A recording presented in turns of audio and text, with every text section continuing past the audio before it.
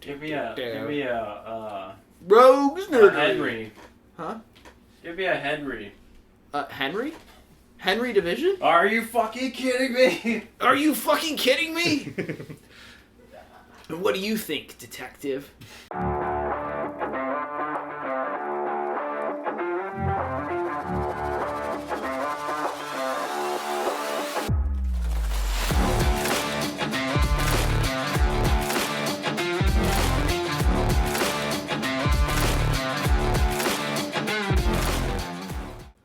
Paradise Island. A world outside of reality. There's been a murder that only investigation freak Lady Love Dies can solve. Gather evidence and interrogate suspects in this open world adventure. You can accuse anyone, but you'll have to prove your case in trial to convict. It's up to you to decide who's guilty. Nani the hell? Oh my! I brought it. That's my first note. That's my first note. Is Nani the hell? What is that? A line she says sometimes. Really? In a lot of anime, I see it like Nani getting translated as like what? So he's like Nani, like what? Surprise. Is that what it is? Well, I don't know. So I think them just like swapping that. I don't know. It's very weeb. It's a It very is. weeb thing. To for her be going, fair, Nani the hell? Crimson Acid gives her a manga, so like that probably alludes to. That's true. And Henry Division's voice actor just sounds like. I mean, he is from anime, but very anime. So it's not shocking that he sounds. And we're very from anime. Rogues Nerdery. Yeah, Rogues. And I'm Jude. Rogues Nerdery. And I'm Jack. And I'm Noah. And we're Rogues Have we Nerdery. been doing that in the past few? And we're Jack. Yeah, we have. Okay. Well, yeah. I just completely forgot to introduce myself. Mm. I need no introduction. You really don't. Oh, hey, listener. Didn't see you there. Oh. Yeah, no, I don't have anything actually. My brain is like a couple steps behind. Well, Glad you could join us at the table here. What do y'all want to talk about first with this game? I would love. Well, we're talking about Paradise Killer. Oh yeah, Paradise. We'll talk about Paradise Killer first. It's made by Kaizen Gameworks. And it's really good. They only pretty have one game out. I looked it up. They have another one that's coming out soon. Yeah, this is their first game. They're actually... I think it came out in 2020. Does that sound right? 2019. It came out in 2022. Oh, that's What? a lot more recent than I thought. Did it? Yes. Was that Steam release or like? I in think. general? Okay, hold on. Let's double check. I'm going to Steam as we speak. It makes a lot of sense that's their first game because it It is. took them like a couple of years to make it. I know they both have experience making games. They're from somewhere else. I was gonna say it is a very simple the hell? in concept. Yeah, they're actually... One of the guys' names is pretty familiar. Steam release date is September 4th, 2020. Oh, well, whatever. 2020. They have had updates since. It didn't release on PS5, though, until... I think 2022. Oh, there is an update that says like, oh, you can play it on Switch now. It's like Yeah. Lady Love Dies, but instead of holding a Starlight, she's holding a Switch. Oh, Nice. that's kind of cute. Switch Lite. Switch Lite. Switch. There we go. Light switch. The light switch. Illuminate the truth in the dark. Well, the Switch Lite is like the new the one where you can't dock it. No docking. No docking. No docking allowed on that Switch. Docking banned. I like the Switch Lite because look, when you were like, we're talking about Paradise Killer, I was just going to bring up the Switch in reference to like our meandering last time, but I do want to say I'd like that the Switch Lite comes in like Hatsune Miku color. What? Yeah, it's more appealing, but it's limited. But we're talking about Paradise Killer. Which is available on the Switch and Switch Lite. So let's talk about that switch, shall we? PS5. Let's switch back to Paradise Killer. Whatever Okay, Xbox okay. they're on. I've Alright, invested. so yeah. And PC. Kaizen, Gameworks. It makes a lot of sense that's their first game because, like, the concept of the game is very simple. It's mostly walking around talking to people and collecting things. Have you guys However- listened to any interviews with them or anything? I No. have not. I was should have. gonna Oh, say really? the production quality of it is astonishing. It's incredible. The music, the art, the just like effort they put into the visuals of the world. I agree. Not only I like visuals, it. but how it like works together too. Well, here's a little backstory about what they said. It was basically originally they wanted to make like an open world game where something had happened and everyone had disappeared, and you're like walking around investigating, finding things to like kind of figure out what happened to everyone, and then they just kind of like built on that. They came up with like the mystery, the murder, and the gods and all that stuff afterwards. Interesting. So originally it was sort of just like a collection, like exploration, collecting kind of game, and then that stuff came later. That makes the focus on like mementos make a lot more sense. There's a lot of things in the game where it's like it doesn't affect gameplay, but you'll like pick up like a cool rock or a lost doll or something, or just like a keychain, and it'll have like a short little couple of sentences about like what it might have meant to somebody. Which on its own, the amount of items or just because there's assortment, right? Like drinks, items, music. Yeah. Yeah, there's a couple classifications there. Of the amount of those collectibles that you can find versus like how much effort they put into each one is really astonishing to me. Like that alone, I think takes forever, or would take forever. And such style. It really, Absolutely. The style of this game is impeccable. The game is a flavortext.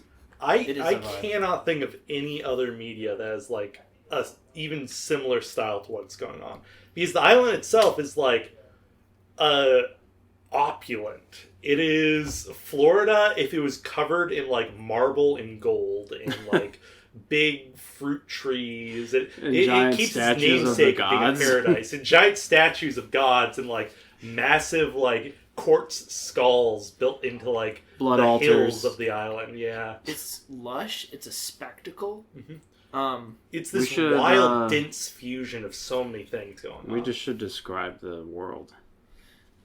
It is very vaporwavy, just like in colors, like color palette, and like I think the marble statues. A lot of the artwork really references it. The weird like digital burn on a lot of things. It feels like they understand what makes things look like they clash, and instead of avoiding that, they've like harnessed it to try and create an aesthetic for themselves. It's good. Yeah. Do you want? So I mean, you don't know much when you start out, but It's kind of a lot to explain, like the island itself. Here, let's start with what's simple, right? Big cosmic gods. Yes. Took over Earth and like enslaved humanity a long time ago. A big betrayal happened where humanity managed to like fight off their oppressors and kill or wound a lot of those gods. And the silent goat. Hmm? The first god was the silent goat. Yeah. I was under the impression that humans reached out and found gods first. The silent goat was already the god. Oh. I thought the gods like arrived on Earth. They might have reached out to them. I think if you try to reach out to gods, you just get like invaded by demons. They're trying to like summon and reawaken more gods. They're trying to undo what happened in the Great Betrayal. The gods are just like eldritch beings that live in space and travel through space.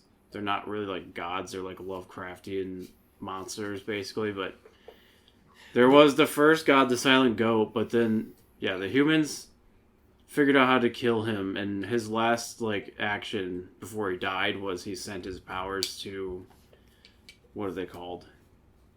The council? The Syndicate. The Syndicate. Ah. Which are like superhuman, like almost gods, demigods in a way. Sort of. They're, It's a group of powerful people on the island. And I think you play as a character who's part of that. but they created the island as a way to like escape from the humans. Yeah. Which is interdimensional, right? It like exists outside of like what you would normally almost think like of they're occupying a dream. Well, Yeah. I think it does exist in space. Oh, like out just in the cosmos somewhere. Yeah, it's out in the cosmos somewhere because it can be attacked by the demons that are in space. Well, And that's why it has the to be... demons find their way to the Paradise Island by like Psychic connection. Psychic connection that allows them to like seek it out. That might be like almost interdimensional travel, right? Yeah. I think Shinji even describes it as such. So I don't think there's anything to confirm that the island is physically in space somewhere. It's nebulous. Well, It both is and isn't. somewhere in the universe, I guess. Maybe. The Syndicate itself has some sort of like gene modification thing they do that allows them to live forever, assuming something doesn't kill them. So they aren't gonna like die of old age. They're not gonna like grow older. They have the power from the god. Yeah. They They do seem to describe it as like a scientific process. So I'm not sure if the living forever is from their gods or living forever is from the like weird dark nebula sci-fi stuff that they've got going on. So they make a bunch of islands, and I guess what their main purpose is to go back to and find the gods that were either killed or hurt and sealed off during the uprising, right? Mm-hmm.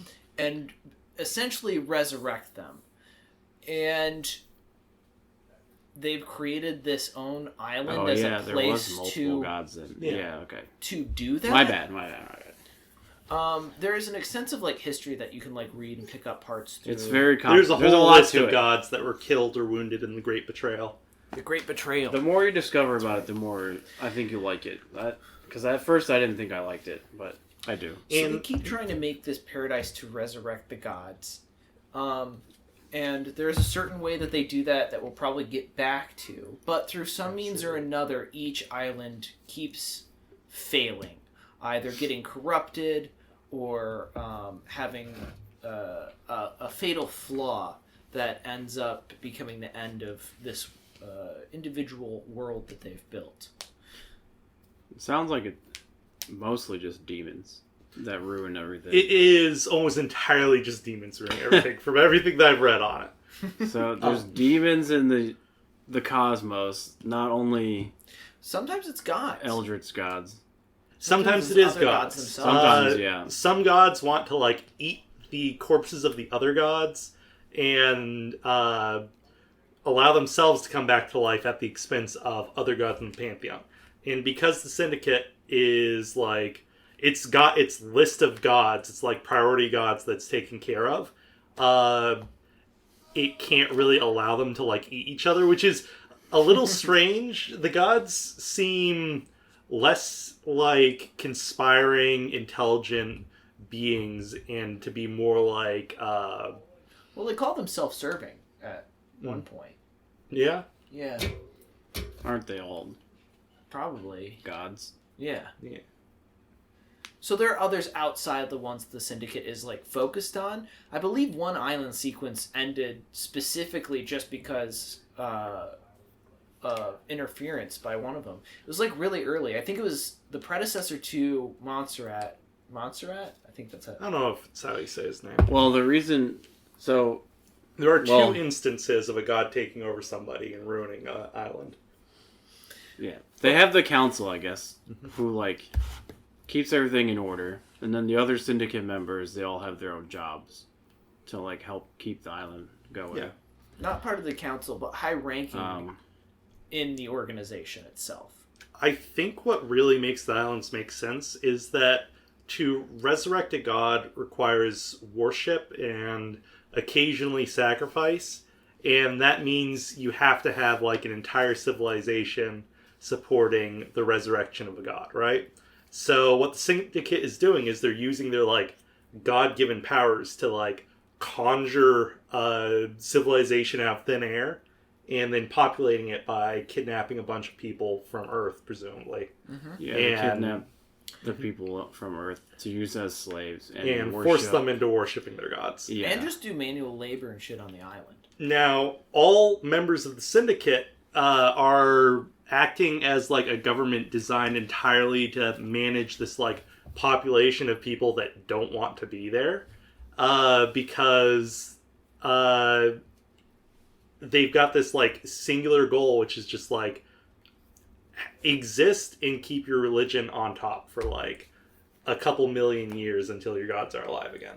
And if they see even a single sign of insurrection or of like demonic corruption or anything else that might mean that civilization is going to like fail, they just wipe the slate clean and they start a new island. They kidnap a bunch more people. Which includes a mass genocide of all the people that they have brought there that aren't part of the syndicate. Which is partly because like they're going to be destroying the island, but partly because they want to get like at least a little bit of value out of the people still there. And when somebody dies, they like let loose a bunch of psychic energy, and they get to just kind of like harness that and send it toward God. They send the psychic energy to the gods. The death screams. The council's They also main try to purpose, improve the civilians' life on each island too, I think. Because if you improve the civilians' lives enough, then there probably won't be an uprising. Which At least reminds me that's a lot of idea. the Matrix. Yeah. Because It is sort of a when Matrix thing Neo going talks to on. the Matrix architect, talks about how like, the first Matrix was too bland and they couldn't keep people there, so they had to keep there's like a second and third version. I don't know, it reminds me of that. Perfect 25. It is very Matrix, because in the Matrix you need to keep a population without having an uprising. You just need to like put them into a state where they're like alive and active, but not able to like rebel or rise up or do a revolution or anything. And that's exactly what the paradise is built for. You're creating a paradise where people aren't going to revolt and hoping that there's no demonic corruption before you can resurrect your gods. Yes, they've got apartment buildings. Mm-hmm. You got were boat saying rides. earlier, they do have boat rides. The beach and like the memorabilia that you find scattered around, like dolls and just stuff. Some like media that has been brought from the island, or not island, but from wherever the people are taken from. Sometimes stuff can come over. I don't Dr. think there's Doom Jazz mentioned that they aren't allowed to have like anything for producing art because of the worry that like art is going to help them communicate with each other enough to cause a revolution. Oh, So interesting. they can't have instruments, they can't have like materials for painting or sculpting or stuff. Yeah. Because they can't really develop a culture outside of the culture given to them by the syndicate.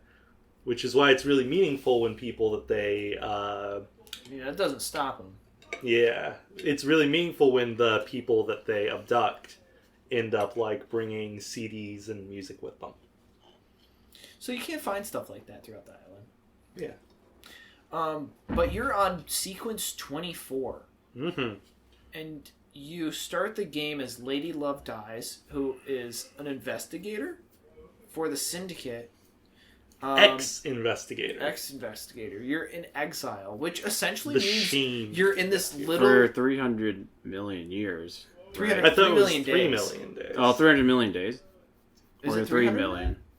I thought it was I 300 don't know. million. I remember writing it down because I There's wanted to a figure out how 3 long a cycle and there's is. a million. Well, I don't know how many zeros... Or never mind. The cycle depends. Because I'm pretty sure the cycle at minimum is like multiple human lifespans. Multiple, definitely centuries. They just go until the cycle's messed up and they start a new cycle. Because I don't think There's Lady no like time limit on it. Love Dies has been out of exile since sequence 13, Yeah. and they're on 24 right now. Oh wait, yeah, you're right. I want to say it's like 5,000 years. Because I did the They math just on it. say cycle? days. Or total But- for like days that... Oh. No, days? Years. Hold on, let me look. She's this exiled up. for 3 million days. I forgot to mention, the reason why these demonic incursions keep happening is because, like, worship inherently is a, like, psychic activity. It's, like, psychic energy that gods feed off of. Any sort of psychic activity can draw demons to a location, and that's part of why the islands are, like, doomed to always end up with demonic incursions. There is, like, a bunch of stuff you can learn about the 25th island that is currently being built over the course of the game, because 24 has already failed by the time the game has started. So they're already planning for 25. And the plan is to try and make it so that the island itself is not, like, hospitable to demons. And that's why it's called Perfect 25, because they think by making it, like, not hospitable, they can finally solve the, like, guaranteed flaw on all these islands. It's 3,004,769 days that she's been in exile, which equates to 8,232.24 years. All right. So 8,000 years divided by 11, and we can figure out how much the average was per cycle. 748? All right. So average of 748 years per cycle.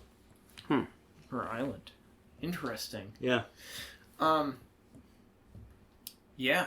So you're in exile and you get called out, essentially. This cycle is about to end, which you might just be finding that out now. And they've started the whole process as far as, like, they've killed all the civilians in the mass ritual. Shinji is, like, a little demon who's, like... I love Shinji so much. I love He him too. is there on the island, but he doesn't fully exist on the island.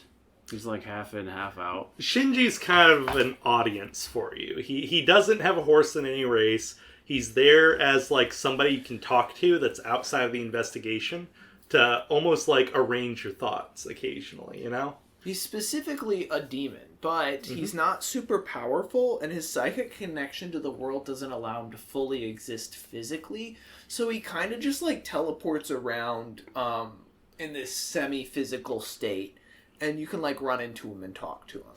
He essentially serves as, like, another collectible, almost. Yeah, you can find him in some wild places. He is a collectible. He also kind of gives you small hints sometimes. Occasionally gives important information. He informs you that the island is, like, dying. And he's the one who tells you, like, oh, it's weird that they're letting you out. The island is, you know, already on its way being done. Mm-hmm. I think you talked to Lydia next then, right? No, Yeah. you talked to Starlight? You talk to the judge, right? Through Starlight? Through the Starlight, judge yeah. calls you. The judge is a syndicate member that has dedicated their entire existence to justice. Mm-hmm. Yeah, Truth? the judge has Truth. killed her ego. And, like, all the... It's part of the island. Yeah. Has plugged herself into the island, is basically just an AI at this point. Pretty much. So you get a ring on your little computer.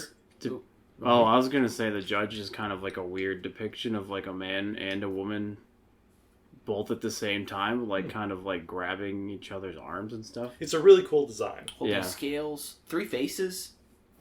Yeah, it's kind of crazy. There is no jury, so the judge makes decisions with the blade of truth within them. So you get a call from the judge on your computer. They, like, boot up your computer, which is essentially like your, I don't want to say like AI, but like virtual assistant almost / laptop, and it's just like, hey, the council of the syndicate went in to complete their ritual to, like, end the island, right? Meditate, convert the mass slaughter ritual, psychic energy, and something happened at midnight last night, and they're all dead. We don't know who did it. We're halfway through the process. There was a bunch of syndicate members who weren't part of the council that already got ferried over to either a waiting place for the new island or the new island itself. They're on the I don't new know if island I've ever already. made it clear. Okay. Yeah. So the council did, in fact, was able to construct the new island. Yeah, the new island's constructed. Half the syndicate has already been moved over. The council hadn't been moved yet. The steps are interesting because they, like, guide how everybody's alibis form. So, like, you've got the architect who has spent, like, what was it, the past couple of years, like 5 years, designing the new island. So her job is already complete. She just has to, like, sit around and wait. You've got the, like... Secretary to the architect. Secretary to the architect. He's in charge of making sure that all of the, like, syndicate denizens, the, like, government officials and whatnot, pass through the portal to the new island. And he works with the driver. And, like, half of the syndicate has already passed through the portal. The driver just goes around, finds people, collects them, brings them to the new island's, like, portal, right? Let's see, you've got the barkeep, Sam. Very important. Very important. His job was just throwing a party before they head to the new island. His job is already done. He's packed up the bar. He's heading over. Who else do we have?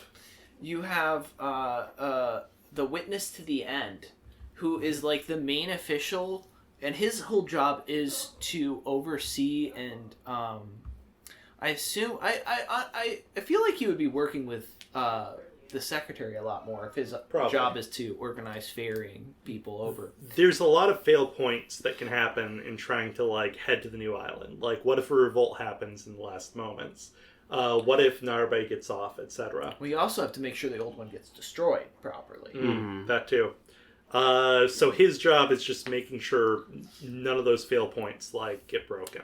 Maybe demons could invade. Yeah. He's the last one to leave, I believe, or like has to be on there to almost the very, very end. But he oversees the physical destruction of the old island. You got Dr. Doomjazz. I don't know why he hasn't already left the island, but like it's fun that he's there. A lot of people, it's like it doesn't really like they're just waiting for their turn. Yeah. And if you talk to the secretary who organizes who goes over to the other island, he has a personality.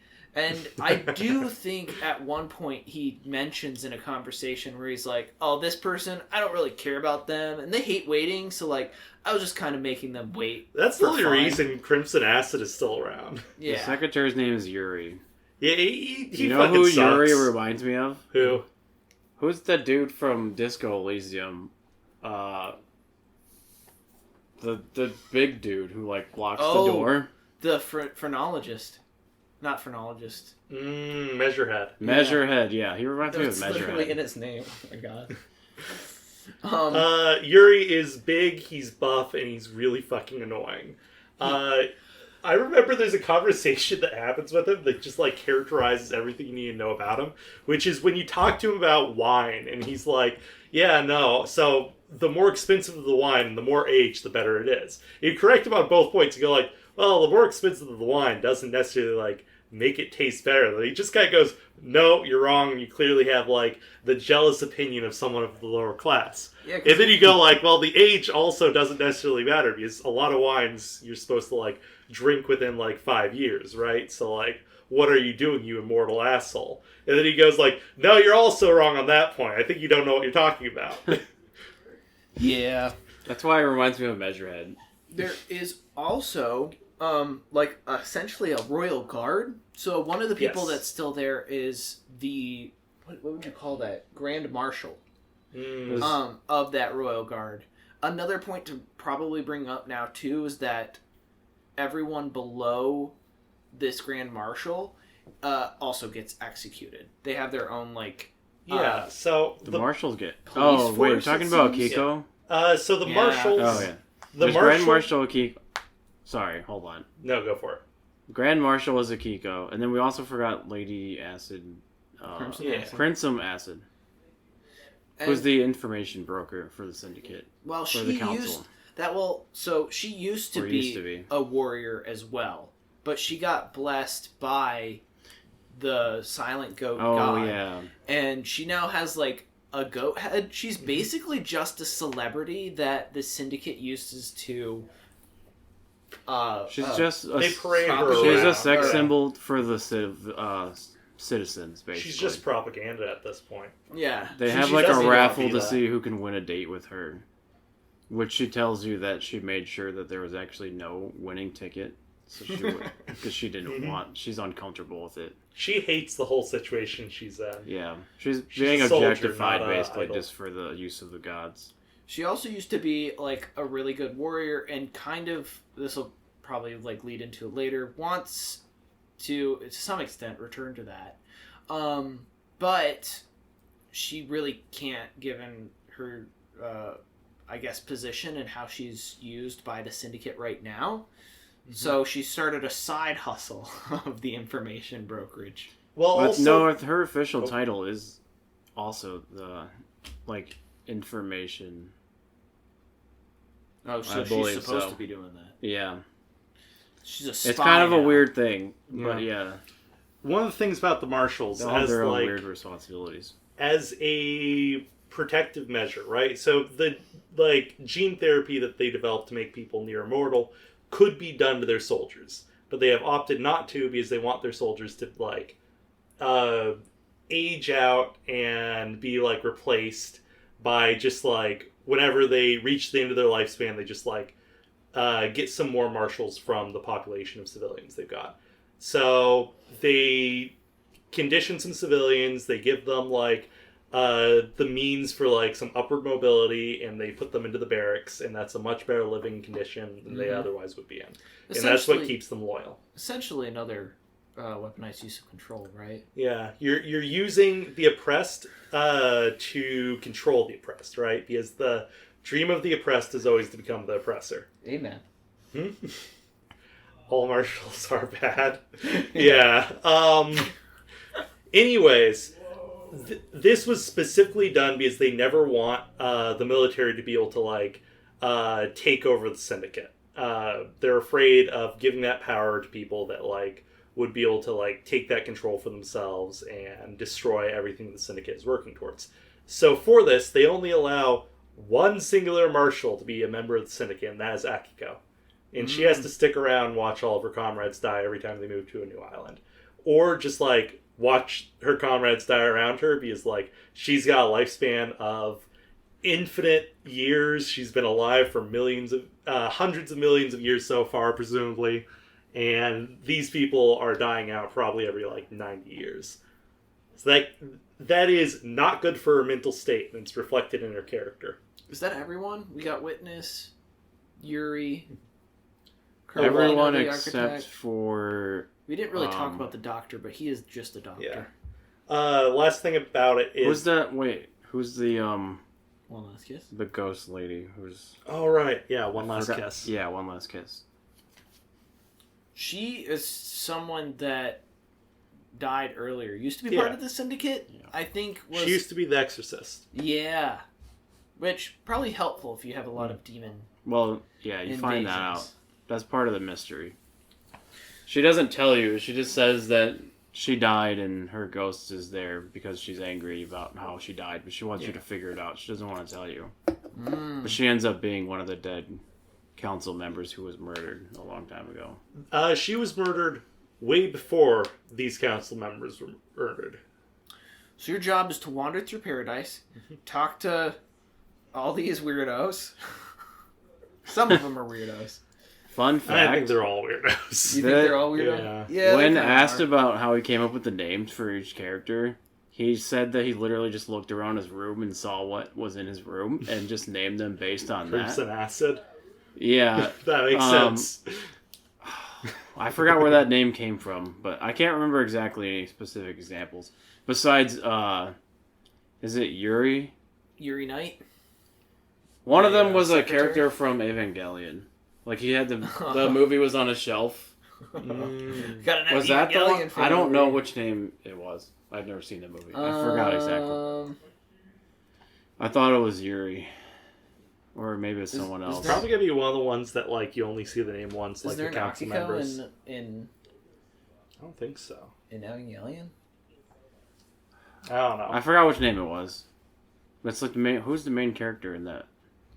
Shinji. Yeah, Shinji. Yeah. Okay, Shinji was named after the Evangelion. I'm so stupid. I like yeah, this Shinji the rest a lot of it, better. like, they're named after random I like this stuff, Shinji a lot better. which is pretty hilarious, but... That is funny. Shinji with all four of his hands going, I'm so fucked up.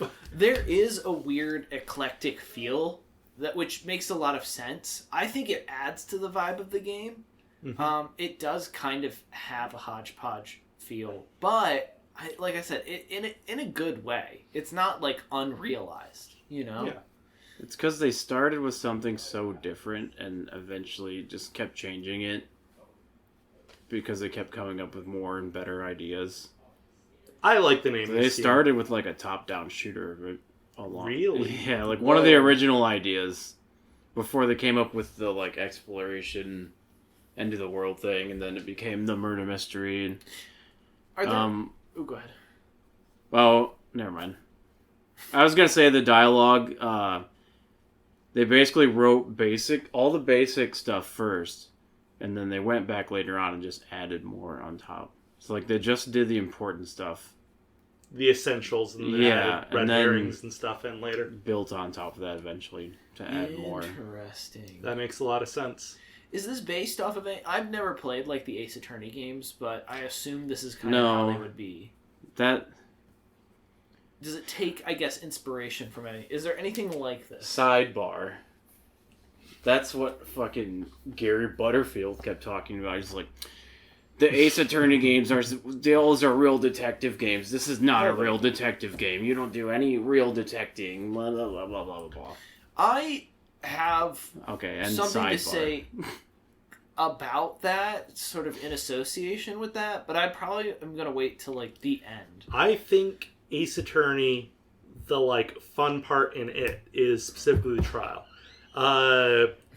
Collecting information is basically just a like visual novel in it, where you basically will be going into the trial with everything you need. And then the complexity of the game is how you engage with other people, and you learn additional things about the case through like testimonies and stuff. Gotcha. In this, the focus was way less on the trial.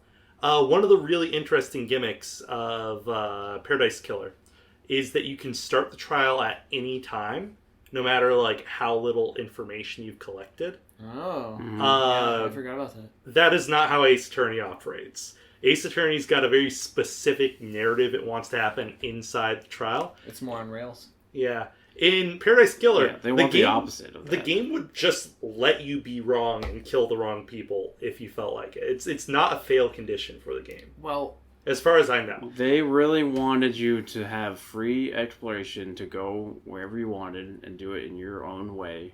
Mm-hmm. I feel that. And end it whenever you want. Like, the freedom is like their most important thing they kept talking about. And the exploration of the game is great. The environments are so well designed to make you just like want to check out every single nook and cranny. I hate collecting stuff in video games. I love this game. Yeah. I had to collect everything. I don't know why.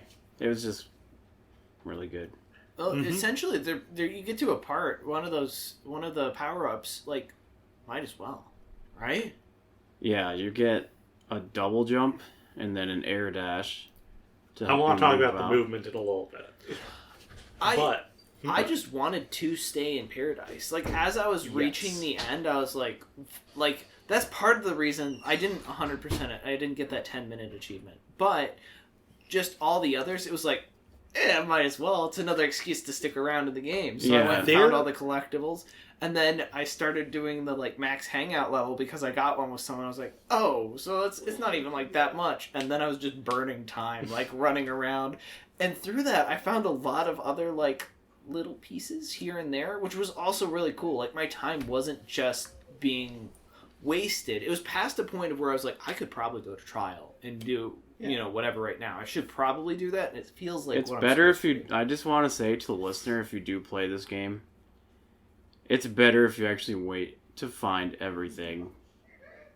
Yeah. Before, like, there ending it early.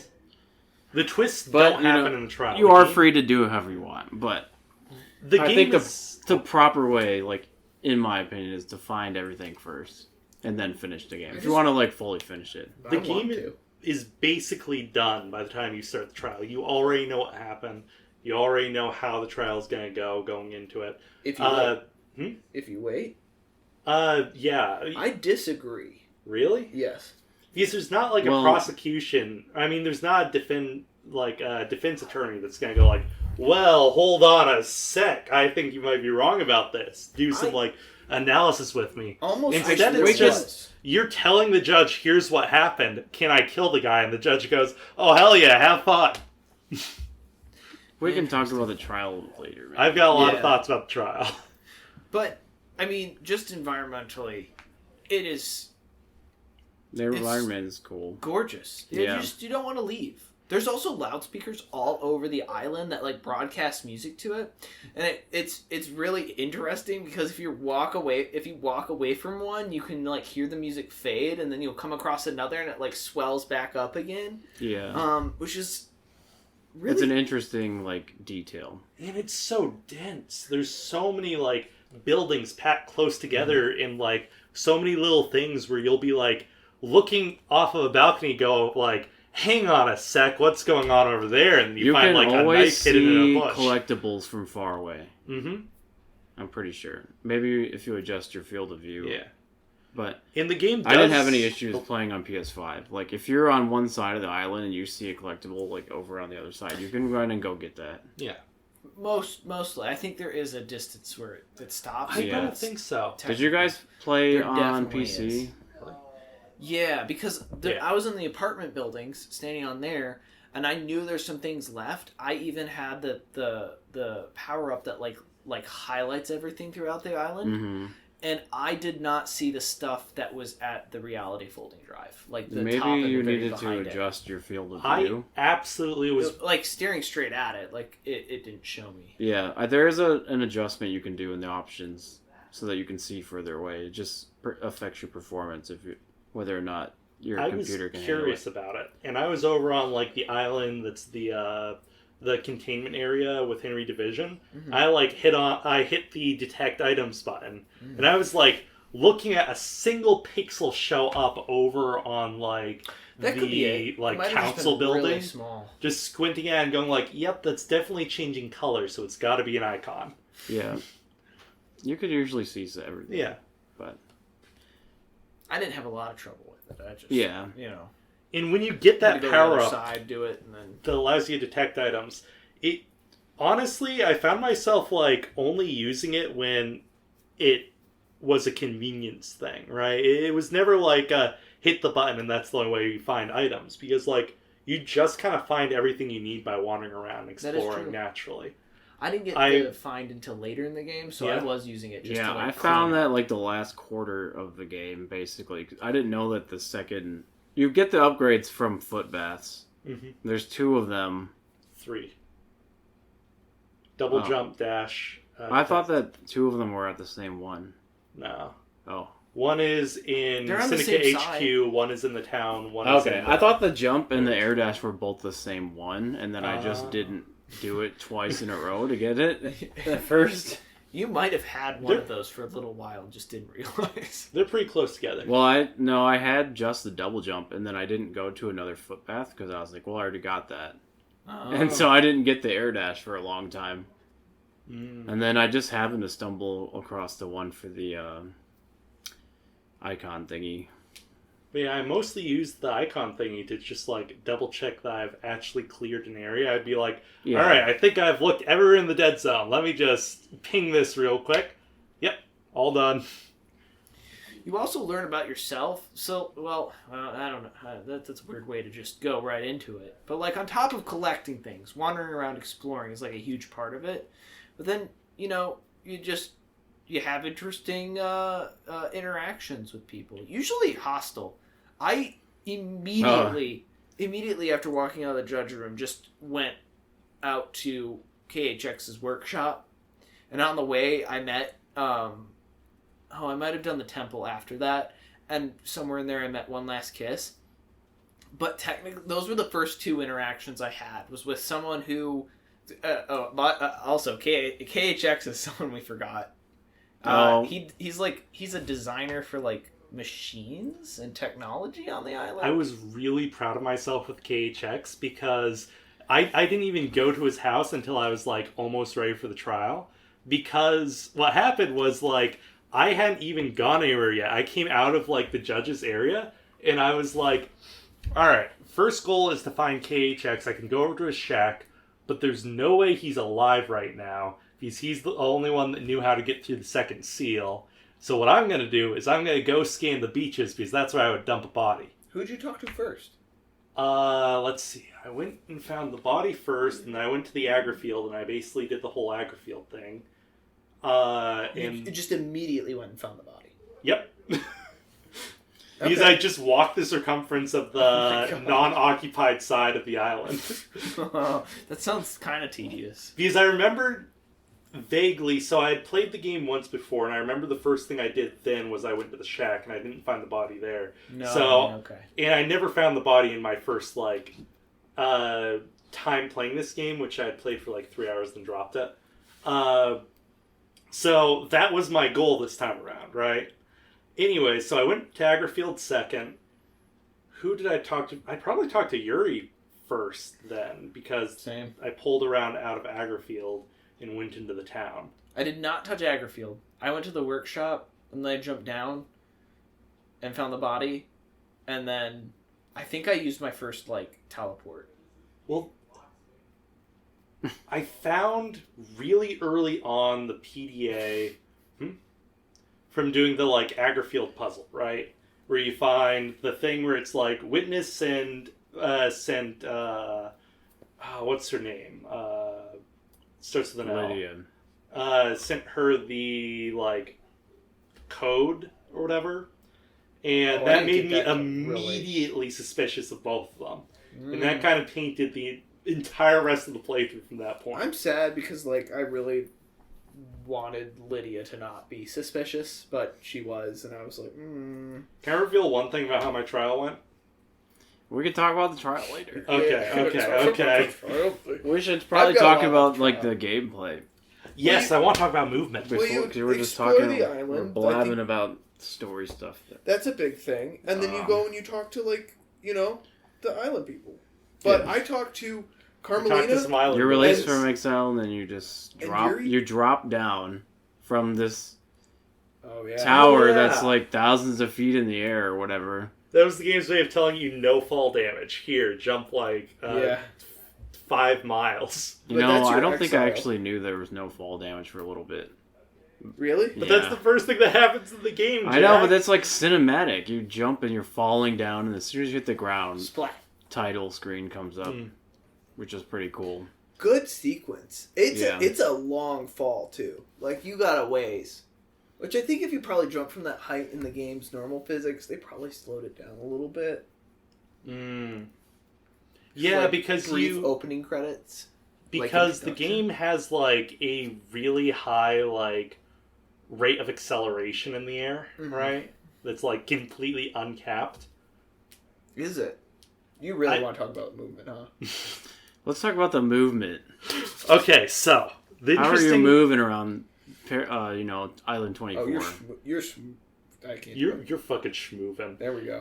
One of the cool things about the game is it allows you to sprint omnidirectionally. The first thing that I love about it, because you can sprint backwards, you can sprint left, right, diagonally, however you want to sprint, you're sprinting. And it's an alright sprint speed. When you jump, you cannot change your direction or momentum in the air after you leave the ground. You lose all air control. Except for a tiny bit, because I've noticed if you are standing right next to a wall and you jump upwards, you've got a 0.001 inches worth of movement to just barely put yourself on top of something. Because otherwise it would feel really bad. They probably added that later because it would have probably felt really bad. I think that's something you would discover pretty early on and then fix pretty early on. Well, okay, but as far as movement's concerned, I don't think that was originally baked into it, I would assume. My guess is they probably did a lot of testing with their movement before they decided to give you no air control. They're probably messing with different degrees of it. Yeah, if you could just jump in a good direction, you wouldn't need the air dash probably for certain parts. I would like to see some more air control, especially with how they build environments. I want more just because you could kind of do it towards the end, but I want more of a flow of parkour. I feel like the game really wants you to master movement in it because it is difficult getting around. Jumping from balcony to balcony starts to feel really good later in the game because you've got a perfect feel for how Lady Love Dies moves. I don't know if I ever really mastered it. Oh, I felt like I definitely... felt like I had it pretty good. I got really quick at so I didn't like using the fast travel because I loved just wandering because I would always see there's a thing over on that cliff. I finished the game with 56 blood crystals. God I think. Damn, nice. Same. But I just like walking. Yeah, I didn't like fast traveling. I only did a few times, towards the very end of the game. Well, also, fast traveling had, the little menus loading thing that slowed it down. Well, throughout the game, you also unlock, little secret passages that also really help movement around the island. But also... somewhere fast. The double jump also is baked into like the idea of like not be able to change your trajectory when you're in the air. So whenever you do the double jump, it'll cut your like y-axis acceleration. You'll return to falling at a normal rate if you're falling really quickly, but it is just another jump in the same direction. So you can't like jump forwards and then double jump backwards or double jump to the side. You're still set on the same course. And then what gets even more interesting is when you unlock the air dash, it's omnidirectional. So you can air dash straight up, straight down, left, right, backwards, however you like aim your mouse, right? But it also doesn't change your trajectory. So you can actually like move, you can jump forwards, air dash diagonally backwards, and then still be moving forwards. So you end up doing like a Z-like motion in the air. And that is sick as hell. That felt so good when moving around. It's very weird. I feel like it probably breaks a lot of like rules about like motion sickness when like designing movement in a game or something, but I really liked it. Also, a thing that I noticed pretty early on is you can do like almost a Smash Bros-esque wave dash, where if you find the right pace of like jump dash while like angling your mouse slightly downwards, you get to move forwards at like blindingly fast speeds, which made me very glad to have motion blur on. Oh my god. Someone I work with said they get motion sickness from Skyrim. I think if they played this, they would start bleeding out of the nose. I turned all motion It's pretty blur sad. off. I think it was off by default. Pray for them. Maybe a little bit. Yeah. Yeah. I cranked that shit. Did you? I don't It think looks I- so bleh. I don't know if it was on or off, honestly. I I like tweaked motion all blur. the It makes me settings. really Whatever feel the my movement. default settings were, that's what I had on. Mm. So I don't know. I was on PS5, so... I think the only things that I don't like about how the movement feels in the game is occasionally you'll like do something that cuts your input, so you have to restart. So like if you're holding forwards and you like press E on a blood crystal to pick it up, right? And the menu comes up and then the menu closes, you have to raise your finger off the button and press it back down again to continue moving forwards. And I don't like how that feels. That really annoys me. That really bugs me, actually. That's just like... And there's like multiple things in the game that do that, where like you have to take your fingers off the inputs before you can start inputting again. Unless I was snagging an item. I in don't the know air. if I have that problem on Yeah. PlayStation. I don't think you can pick items up while you're in the air. I You think can't. You can. You can. You absolutely can. Interesting. I didn't think so either, but there's 2 times where I had to do it. The item in the council building, I probably would not have got if. Which not for item? that. The one hanging off the side.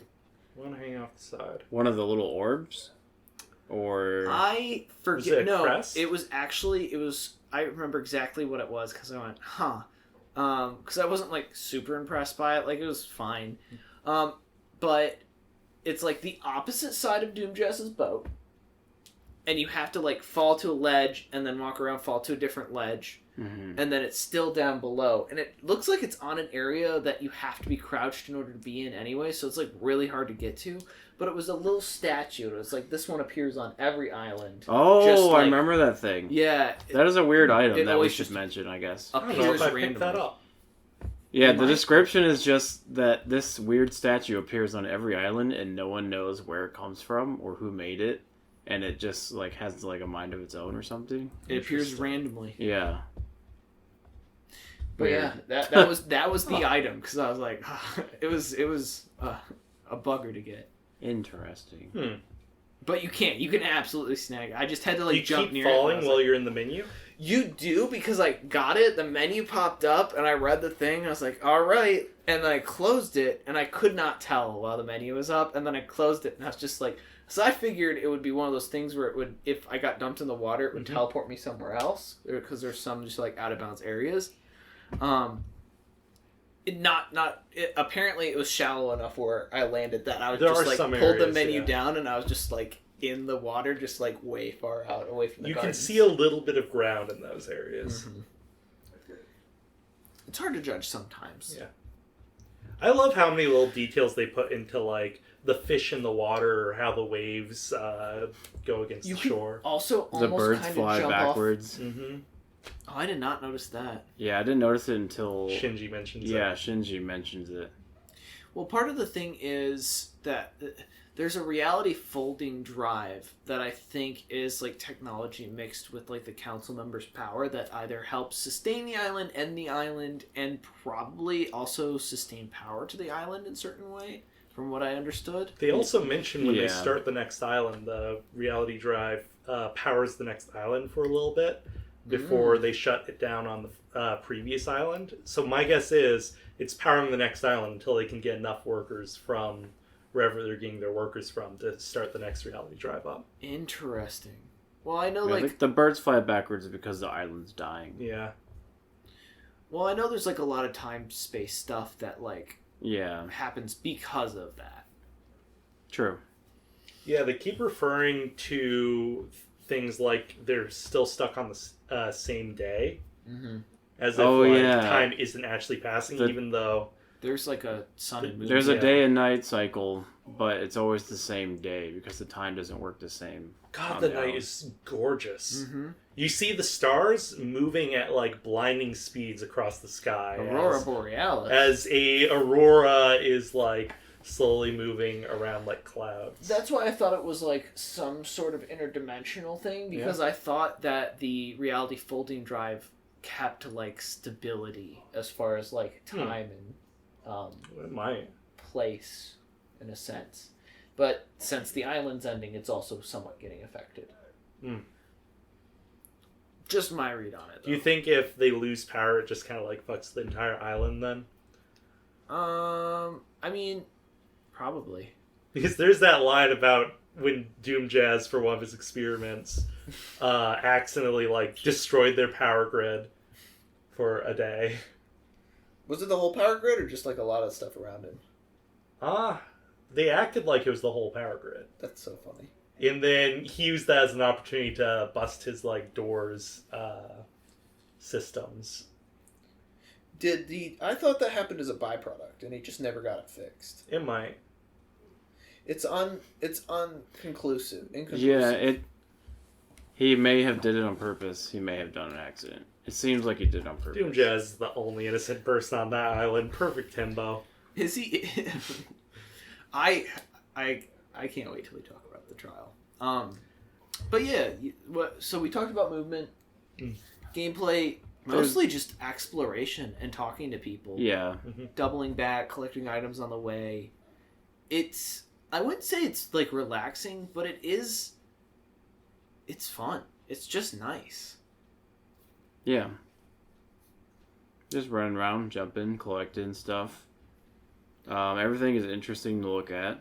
There's always something to do. When you pick up a blood crystal, it's like makes that noise and sound effect. I will say, I love the Starlight voice. the other thing that annoyed me in the game that is like minor, very minor, is that every time you pick up an item, like it feels like it takes a good amount of time to open the screen and to close the screen. You know that's deliberate, right? I'm sure it is, but it's fine 99% of the time, but specifically for blood crystals, I don't like the screen popping up every time I pick up a blood crystal. I'm fine with it. They mention it in the game. Do they? Yeah, someone says something about how, like, you know, if it was too easy, then it wouldn't be as, like, meaningful or memorable. Interesting. And that kind of, like, applies to, you know, some of the things in the game, such as that.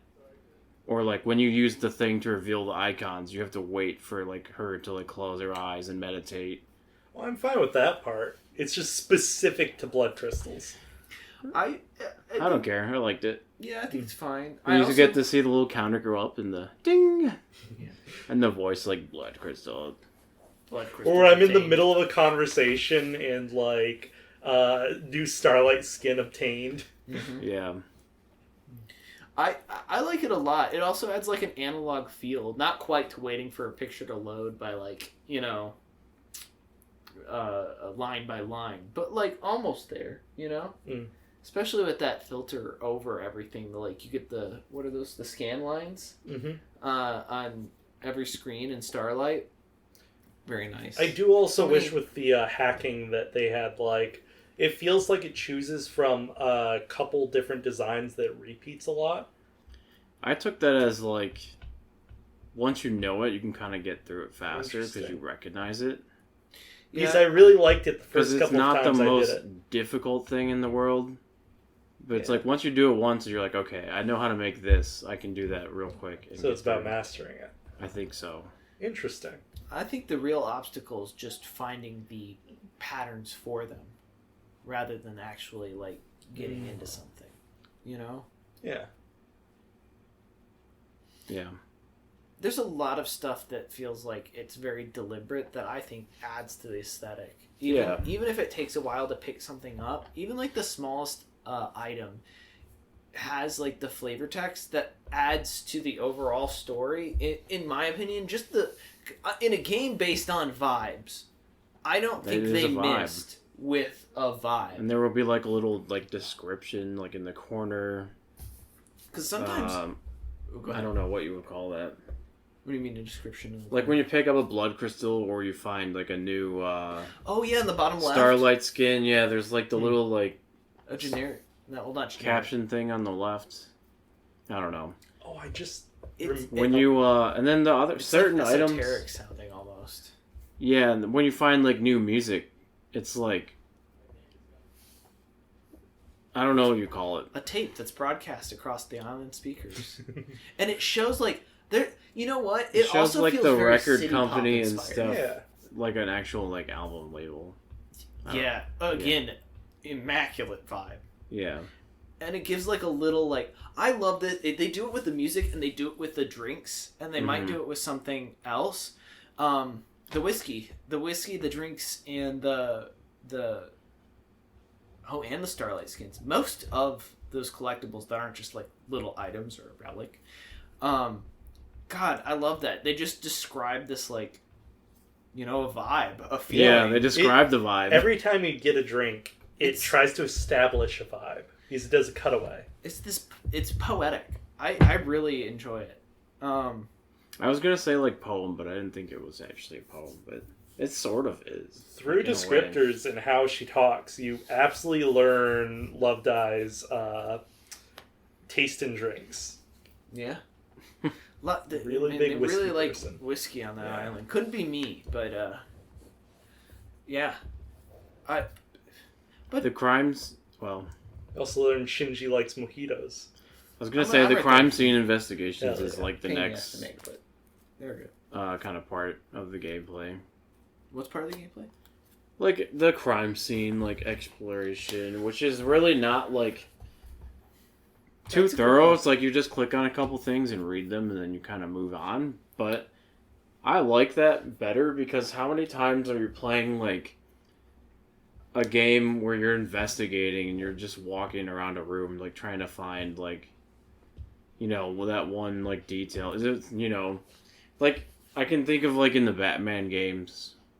Or maybe some other investigation type games where it's like, 0 out of 3 things found. You're walking around, looking around, like, I don't know. They just kind of put it all there and you just, like, look at it. And some people don't like that. Oh, like how it's like real obvious to you?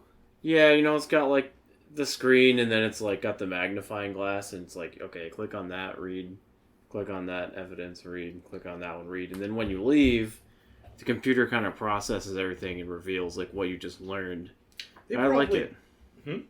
I like that. They probably did it that way because they knew that making that part of the game take work was going to take away from other parts of it. Yeah, it's not a vibe. It's not the vibe. It's not the Also, vibe. Analysis too for like Starlight. I think it really adds to This- you like collecting the evidence with the computer. Mm-hmm. Like it felt like those are the things that stood out to Lady Love Dies, or alternatively her working with Starlight, because I think there's some sort of like special. I don't know if Starlight only works with her, but it seems like that. But somewhere, even if it's somewhere in between, but not only like either one of them recognizing those as key pieces, but those also being logged and I guess what was that what would you say? Database? Or... Yeah, just... The Starlight is part, like, you know, the Starlight is revealing that. It's the evidence. It's like evidence collection. It's like taking note. It's, what is that called? Documenting it. You know what I mean? Yeah, the it's case the documentation files. process. I'm curious, there's two different things. You can have the Starlight automatically categorize the evidence for you, or you can manually do it. Did you guys have to manually do it, or did you have it on automatic? I had unsorted evidence, and I sorted one at the beginning of the game. I did not sort another piece of evidence in that game. I checked in a couple times, and there were some that I just couldn't put somewhere, right? That's interesting. And then other points in the game, it's like if someone corroborated something or we found something out, immediately Love Dies was just like, oh, that's this. Well, I'm assuming because the itself. PlayStation is the newer version, so it had the automatic sorting on for me. I didn't realize that there was a choice. So I was curious to know if you guys had to sort your evidence, because I didn't have to. Admit, I barely used Starlight. Instead, I had a notebook sitting right next to me, and every time I saw something interesting that I wanted to follow up on, I just wrote it down. That's pretty cool. I use Starlight quite a bit, but yeah, I think the evidence is going to get automatically sorted if you immediately find it anyway. I think the only time I checked Starlight was before the trial to make sure I wasn't missing something, and the only thing that actually like reminded me to go do was I didn't realize there was like a computer underneath Witness's apartment. Not the most useful information in the world, but it was like checking something off a list. Uh-huh. Well, I mean, like, did you have to assign, like, evidence to each person? Or was it already there? I don't know, I never engaged with it. You assign... I think the one thing I assigned was either evidence to a person of being like, it looks like this happened. And then I did, and I was like, whoa, okay, I'm going to lay off on that until a little bit later. And I didn't end up having to sort anything else. Like I said, as we were like confirming suspicions, it automatically just went to those places. Okay. Even though I just didn't know if that was like automatically something that was on or off on the... The only time I ever Same went version. through the evidence list was when I first went into the second seal. And I realized, hang on, I found a space helmet that I believe belonged to Lydia earlier. So I pulled up the evidence list and I could not find the space helmet on the list to save my life. And I was like, this is a mess. I'm not gonna look at this again. I'm gonna rely on my notes where it says right here. I think a lot of that is like if you run across something where it gets proved, it'll just automatically. Yeah, I know, but I'm you can saying, do it like, normally too. if you run across something where it's proven, Yeah. there's an option where it'll put that in your computer, but it doesn't assign it to, like, Lydia had this helmet. It will just be, you know, separate. And then you could manually move it there however you want. Does that make sense? Yeah. Yeah. I don't know why you would want to play it that way, but I guess it's an option. I think it just ended up happening for me. Okay, it must be automatically on then. A lot of them. Well, I did sort one at the beginning of the game. That's weird, because I didn't sort anything at all, so... Huh. It felt like I maybe shouldn't have. It also felt like a part of the trial that... We'll talk about that when we get there, but... yeah. I just realized I forgot to mention something in the movement mechanics zone. Alright, movement mechanics zone. Alright, so the game really kind of feels like you're stuck to the ground at times whenever you're not jumping.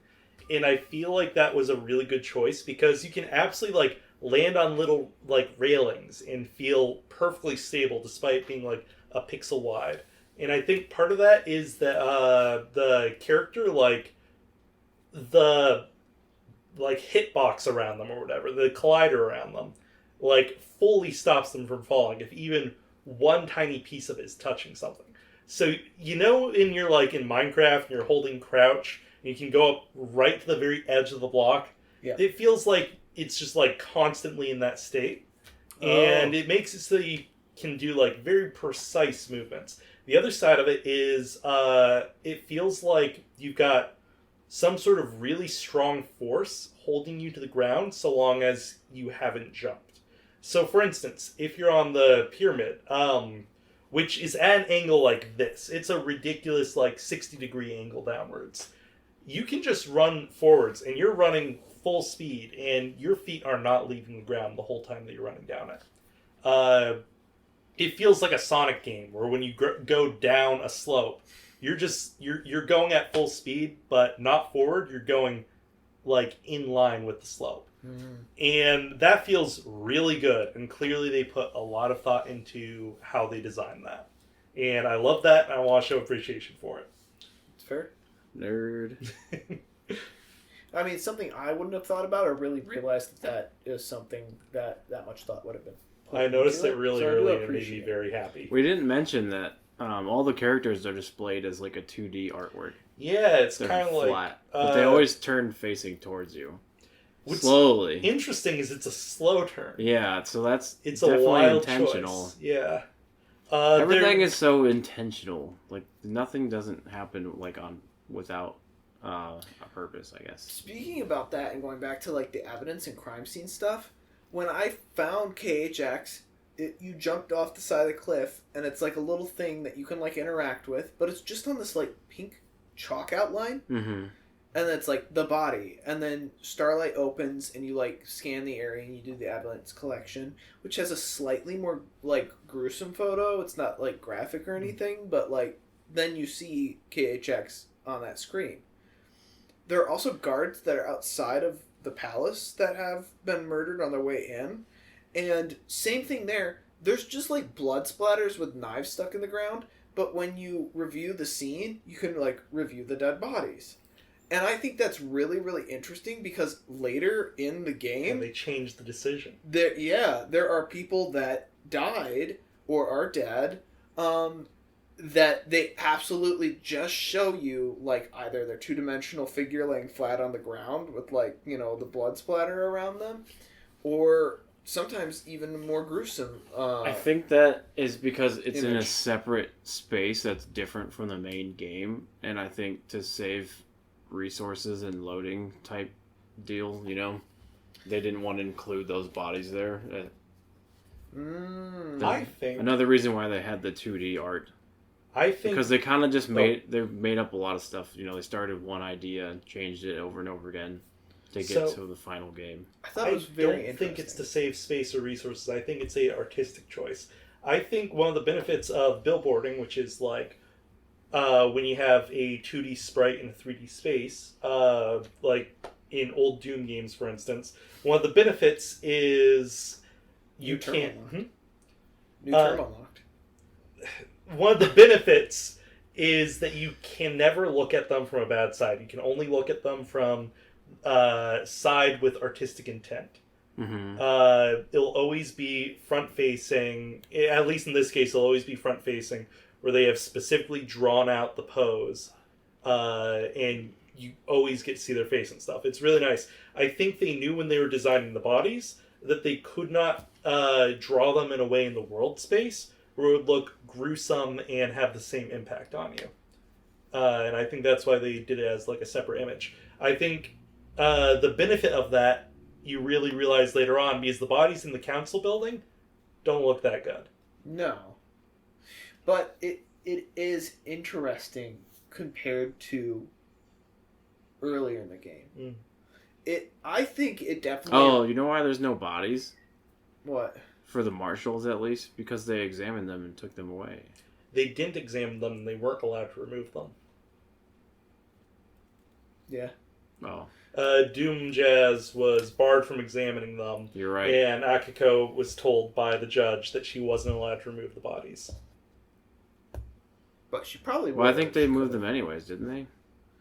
No? No, never mind. Because you review their slash marks, and it doesn't line up with the murder Yeah, that's true. Alright, well, never mind. It was very interesting. I was like, it was jarring, and I think it added to that effect seeing the council. Even though it wasn't, like, gruesome or, like, you know, it wasn't, like, wild, I still think it had an effect because it didn't show that. I still think it is shocking. You know? Yeah. In its own way. Also, if you go into the dead zone, there's just a body bag there, too. They're not shy with, like, showing some of the gruesome parts of it. So it just had me thinking the whole game being like, that definitely feels like a decision that was made. I was kind of disappointed with crime scene inside the council room. When you see all the counselors dead, because you don't do any forensics, you don't previously when you analyze the bodies, you go into like the same sort of view as when you go into a building, right? It's just like where you've got multiple pieces of information. There were a lot of pieces of information. I wish I could have asked it, like how many bullets were left in the clip of the gun of the head council member guy, that sort of stuff, right? You want to get to, but I don't think that matters though. And the only information the room does give you is either really blunt and straightforward or isn't that useful. Like, I remember writing down in my notes, like, well, I'll take note of how many bodies are in here and how many space helmets are on the wall, that sort of stuff, right? But it's just, like, a lot of details that are either omitted because they aren't important to the story or also are still there and unimportant to the story, I guess. The only important things in that room are the gun, the box with the demon, and honestly, that might be it. I guess the amulet on what's-his-face? Yeah. I think it was The rest of it's not the vibe. It's not the vibe. It's not the vibe. Well, it has been the vibe in other areas to do, like, forensic analysis. I felt like the effort went down slightly in the council room. I feel like there's not a ton you can really do. Like, what is going to change in the council room? Well, I think it was already confusing enough. I think it was intentional because I suspect that they wanted to make it so that when the trial comes around, if you've got a suspect, you can go after them without, like... We'll talk about when we reach the trial. I think it was intentional to not give very much information in the council room because I think it breaks something that is very interesting that they were trying to do. Well, for our viewers out there, I realize this might not... We didn't necessarily give the context when we were originally describing the world in the game, but I do want to say that you are locked out of the council room. You don't immediately get to go in and investigate that situation. It is something that happens a little later down the road because there are secret seals... And I guess lore-wise, it's to protect the council. Only the council members know how to get in through these like special locks throughout it's the a island. locked room murder. Part of your investigation is figuring out how to get through the seals and how they got through the seals to kill them. Each one ends up being its own individual case file. Because I think what's supposed to happen, this didn't necessarily happen for me, is you're like second seal and you focus on that and you go, all right, I have my suspects about who got through the second seal, and I now know how to open it, and then you do that for the next couple. But didn't necessarily work that way for me. Not it really in a bad depends way. on which way you go. Yeah, The seals do give a lot of structure. But yeah, that is something. So you don't immediately get to go in and review the council. It happens later in the game. It also means that nobody except for the murderers have been in that room since the murder took place. So nobody can actually confirm the bodies of the council members. They just have confirmed the blood on the murder weapon so that they know that the council members are dead. And they are dead. It's not a situation where you find your way in and realize that somebody's still alive or something. We also did not mention a key player here. The guy who did it. Quotations. Are you fucking kidding me? We've talked about him. Oh, yeah, we've Henry we've Division. addressed him by name, but everyone on the island, for the most part, assumes this one citizen who's been Possessed by a demon, and they've just held on to him for like 10 years apparently. Yeah. Did Because it. they can't exorcise the demons. They can't execute him or else it would release the demon. So you already have a suspect, and it's pretty cut and dry from face value wise that he went in and murdered the council, except for, I guess the bigger part is like, how did he get in there? And everyone wants to just chalk it up to he's possessed, but as you start investigating stuff, there's a lot of things that don't add up. As far Their as story is that he broke out of his imprisonment at the right moment and then ran down, killed the guards at the council, broke through all the seals, killed the council members. The timing's impossible. He would have had to wave dash the whole way there. Frame perfect inputs. Well, It all seems sus, and so you definitely... You probably not going to believe that it was actually him. No, of course not. Yeah. So... And he has bouts of amnesia for whenever he's possessed by a demon. Yeah. Yeah, he doesn't really have any memory, so when you ask him questions, he's like, I don't fucking know. You tell me, investigator. His voice lines are like, he says, are you fucking kidding me? A lot. Well, they I don't all have fucking that care. charming thing where it's like they have 3 or 4 voice lines that they say, including you, while you're like talking to people. Sometimes it lines up, but they said in an an interview that they only recorded a few voice lines because it's very hard to like schedule the voice actors around, and then the fact that they kept like adding more stuff and making it up more as they went, you know, was kind of like they couldn't get full dialogue. I think That's it's fair. fine. I would love to see a Paradise Killer final cut one day. I think that could be really cool. That yeah, That would be sick. Do we want to give? I don't know if it would take away from it or not. Do we want to give the full Henry story? Ooh. So Henry Division, 10 years prior, was given a book by a stranger, and he was a like troubled child that like didn't know his father. You find out later his father was one of the council members, and it'll be important further down the line. Anyway, the book was details on like how to contact the god with like demon magic or whatever. He attempts it, and by psychically reaching out, he draws a shit ton of demons to the island that flood the island, go around killing people. Eventually, the marshals take control of the situation, kill the demons, and capture Henry, who in that time was possessed by a particularly strong demon and killed his mother. There's a bunch of different types. Well, like, maybe not even type, but I guess like strength variation of demons as well. And sometimes they can't physically manifest. Sometimes they can only latch on to the physicality of the island. So there is a mixture between, I'd assume, possessions, demons, and just a physical corruption of the island structure in that area, of demons just kind of psychically grabbing hold of that area. Yeah. Because there's a physical aspect of it as well to the corruption. Oh yeah, absolutely. Of like, that plays an important role. Yeah. So that physical aspect of the corruption is why they end up having to seal away the entire area in like a concrete sarcophagus and do like a big cleanup procedure. Imagine like a Chernobyl type of situation where you build like a big concrete warehouse around an entire zone. Anyways, that area is the dead zone. You'll have to go into there later because there's a bunch of things that people are hiding in there. As well as just investigating Henry Division's backstory. Yeah. So they capture Henry Division, they lock him up, they plan on executing him, but because he's got a very strong demon that's like latched onto his body, they can't just kill him outright. They need to exorcise that demon, otherwise it gets released into the island when they kill him.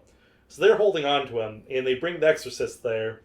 The exorcist ends up getting killed because of a breach in procedure. Because Akiko, who's supposed to be watching things, steps out and trusts the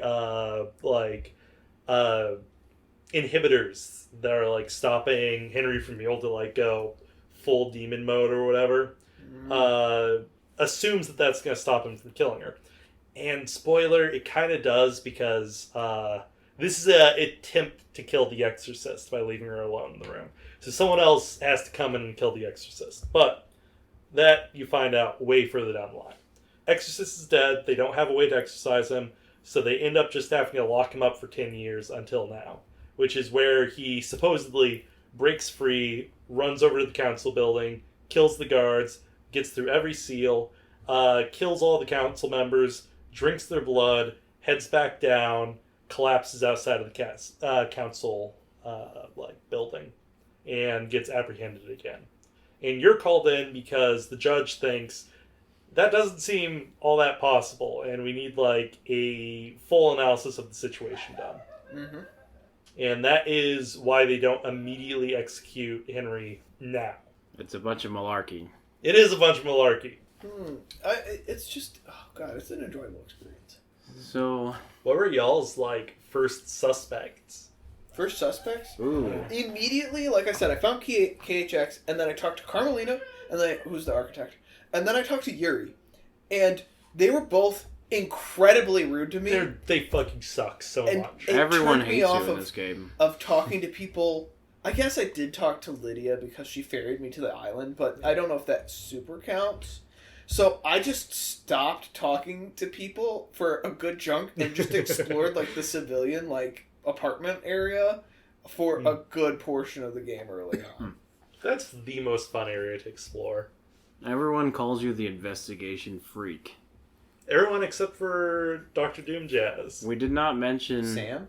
We Lydia? forgot to mention that Lydia, your character, Lady Love Dies, is in exile because she was listening to what a god was telling her and letting him influence her, and that's against their, like, laws. Oh yeah, Deception. occasionally...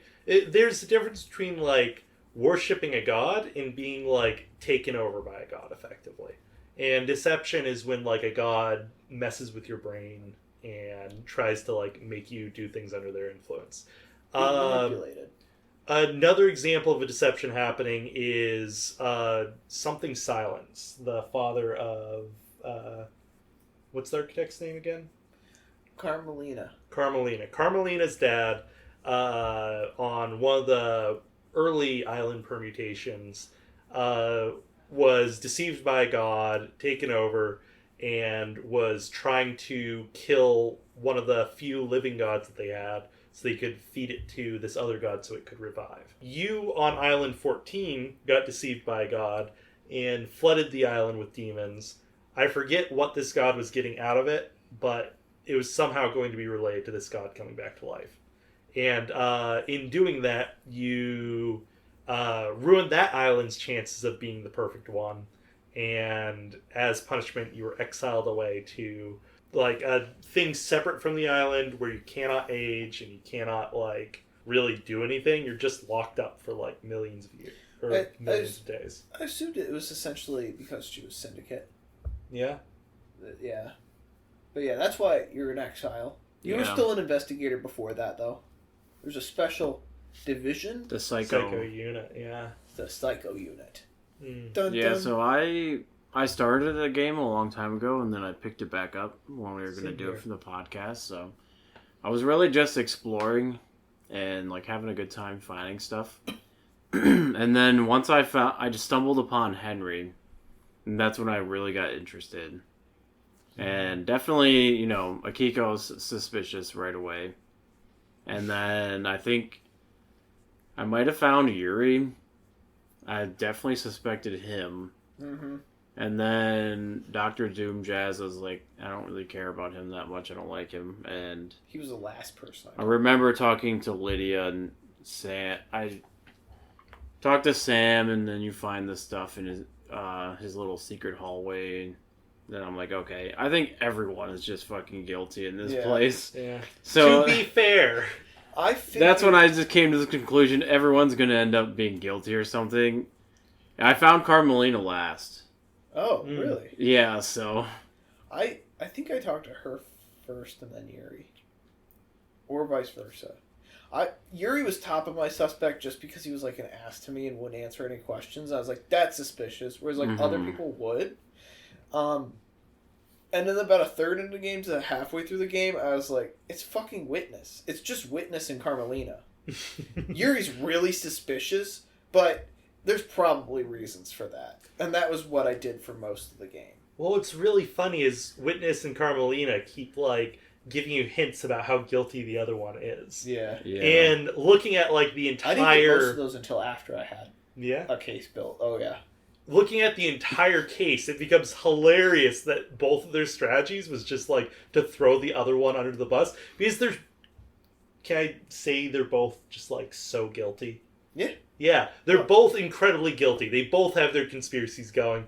They both have, like... Spoilers past this point. Yeah, spoilers past this point. It seems like they might be working together, but then you realize they're really working in parallel. Yeah, there's two unrelated plots. They both wanted the council dead. They both realized that the other one, like, did a plot to try and kill the council, and they decide, like, both independently... here's how I hide my plot. I just need to, like, make it look like the other one's the one that succeeded. Yeah. The funny thing about my playthrough is when I explored the bar or whatever, I did one clue, and I opened up the safe or whatever, and I thought that those were both separate things, and so I didn't check the other one, and I didn't get those gloves. Oh. And so I had like 95% of the game done and explored, and I found literally everything else. But I did not know how to break that mound of dirt in the ground. So when I sent the message where I was like, I'm mad about something that just happened in the game, right? Mm-hmm. I found the gloves really early on, before I even, like, started talking to people, really. So I had those sitting in my inventory. Okay. And then, like, within the first, like, I don't know, I was taking the scenic route, like I do, because I don't like to fast travel, and I was like, I'm not going to go through the temple this time, because I'm sure there's, like, stuff to find on the hills, but I want to go back and talk to Last Kiss, right? So I'm, like, heading along the hills, and I see that purple on the ground. I'm like, well, I already saw, like, purple on the ground earlier. It was an important clue, so I'm going to go over to this. I interact with it, and, like, within my, like, first quarter of the game, I find What's-His-Face, and I'm like, it completely throws every theory I had out, because I'm like, well, like, apparently this asshole just, like, had a portal in and, like, was a completely unconnected character that is suddenly That's the here. last character that we... I just kind of, like, before I had even talked to everybody, I stumbled on, like, this perfect assassin. That's really interesting to find that so early. And I was kind of mad about that, because I was thinking... Not having found it till the end was a real Disco Elysium type run for me. Mm-hmm. Well, I was assuming that I was, like, having a normal Disco Elysium run, but, like, reached the point where you're looking for Rudy and randomly stumbled onto the island. That's how I felt. I was like, when I found him, I assumed, oh, they're probably going for, like, secret brother of Henry or whatever is the one that actually did the murder. I found the evil twist, like, twin just randomly by tripping over my dick and, like, falling through a fucking bush in the ground. I found that spot really early. That's crazy. Exactly. Really early. I think when I first... it's in a really obvious spot. The only thing I had to Google in the whole game was, like, what is this mound of dirt? And then it's like, oh, you get the gloves from the bar. I'm like, I thought I was already there. But, so, I found the mound really early. Mm-hmm. Of, like, first quarter of the game. I found the mound. I completely forgot about that mound. I found the gloves, like, 3/4 through. At that 3/4 mark, I was like, there's still stuff to do. But I had, found all the foot baths, and I was like, I'm going to start doing, like, a bunch of collectibles. So I was just running around. And a little bit past that, I was nearing the end of the game. I was like, there's not much. I was cleaning up collectibles. I probably should have gone and done the judge stuff already. And I went up to talk to One Last Kiss, and then I went to the left there just to go find the collectible that's down somewhere in that area. And went, oh, there's a thing. Busted it open. I am so glad I was very close to missing that entirely. That would have been so hilarious, but it wasn't the last few percent of the game for me, but it was very close to the end, and I was like, holy shit. When this happened to me, I, like, scribbled out, like, my current running theory in my notebook. I turned the game off and I wandered over to my roommate's room and just, like, complained for 5 minutes. I was like, yeah, I love that it's, like, free exploration, but, like, I really wish they, like, had some other lock than the gloves behind finding this, because I feel like I needed to find this way later in the game. But at what cost? So, for the listener, you break through this mound of dirt with these special, like, demolition gloves, and you find a bunker with a strange dude in it who basically admits to killing the council. He goes, ah ha ha, I'm the killer actually, and then stabs himself. Yeah, he kills himself, and then you find out it's the architect's secret son. Well, he's bleeding out. Well, he slashes his own throat. Yeah, but he's shot before that. Yeah, he got shot by, what's his name? The head council guy. Yeah. Ignoring the other, conspiracy going on, it becomes no longer a case of figure out who killed the council, and it becomes a case of I prove that someone else made this assassin kill the council. That's your smoking gun. I can't imagine you getting to see the council. You do find pretty much Really? everyone is guilty, though, on the island. Do we want to talk about trials? Are we ready If for there's trials? nothing else to discuss, I wanted to say, I guess, just about the game. Like, again, the collectible part of it. Like, going through it and collecting it, not a hassle. I really enjoyed it. Yeah. I really, again, like I said, I was looking for things to stay in Paradise. I just wanted I to. think it's wander because on the there's island. like an excess of stuff.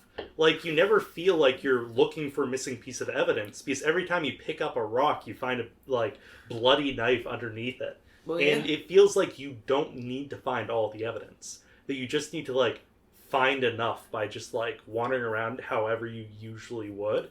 And, like, acting on your intuition. No, I was so afraid. I wanted to be right. We'll talk about war with the trial stuff, but yeah, if you don't have all the evidence, then you can't I really... accuse necessarily. Really? I mean, you can, but... You can, but if there's no evidence, they're not guilty. Because the judge still has to find someone guilty or not, I assume. Huh. Yeah, And you- it's based on the evidence that you find. So, like, if you They can't started get a new game no and you grounds just for it. When I was doing the courtroom, I felt like I was just, like, giving the judge, like, loose anecdotal evidence occasionally, and the judge was just going, like, fuck yeah, I want to see this person die, actually. Oh, it usually is, absolutely. but as long as you have to have evidence, though. As long as you have something. Yeah. Because You part of the will speed find run, something. when you speed run it, you just mash the button, and the first person that pops up is a Kiko, so you just blame it all on them. But there's no evidence, so they're not guilty. Interesting. Yeah. You can absolutely find, like, a piece of evidence on a lot of people for each crime. You can. I But absolutely... that's the thing. It puts you in sort of this dilemma, like, okay, this person is guilty, but do I think they deserve to die for this? Well, yeah, here's the thing. When you go to trial, there's a list We're in of the trial crimes, talk. right? Sorry. No, we can you're wait. good. Let's do it. When you go Trial to time. trial, there's a list Trial. of crimes where it'll be like Or whatever the judge thing Dun is. dun. Dun dun. Henry escaping, Henry being possessed, the guards being killed at the front door, all of the seals being broken, which we should probably go over what the seals Because were. as you find contradicting stuff, you'll open, like, a new case file, being like, this Yeah. is a whole crime all on its own. So there's a list of Including crimes. each of the barriers. There's is a crime. plethora of crimes at bay here. Yeah, and Not you're just supposed to assign each crime to a person.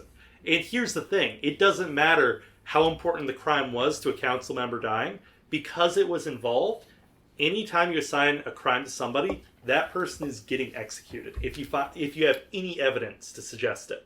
Yep. And that creates a moral dilemma because some of these people you don't want to have die. Some of them, like, I had Akiko die.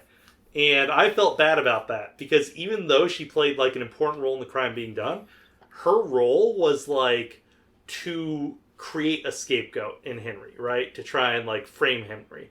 So hers was a lot more minor than some of the I other didn't ones. feel bad about it. I really And like I Akiko, think she so- had the most legitimate reason for being involved in this one. Like, I understand that they wants fall her- in love with their marshals that they trained, and so that they were trying to protect them. I mean, regardless of whether she falls in love with them or not, She wants to protect the people that she's responsible for. I don't think that's Yeah. a crime. even if you care about them. Yeah.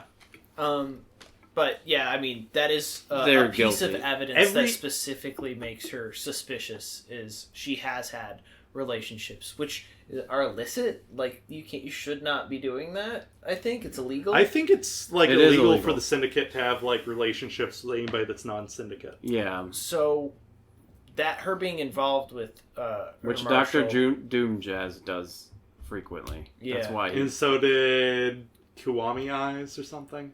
Yeah, well, Yeah. but yeah, I think that's just an aside to it. Like, sure, that helps, but like, She's the That's only the whole one that reason didn't have for a selfish involvement. reason for being involved. Everyone else only had selfish reasons. Well, yeah, her selfish that's- reason is that she was in love with her marshal. that guy's already dead though, too, isn't he? No, No, the body was a double. they switched She took 2 prisoners. Oh, yeah. This is the only actual crime she's committing, is she absolutely killed 2 people. Did you find the shed with the human waste and stuff inside of it? Shed with human waste? Yeah. Yeah, she put the prisoners in this shed and just left them in there for days.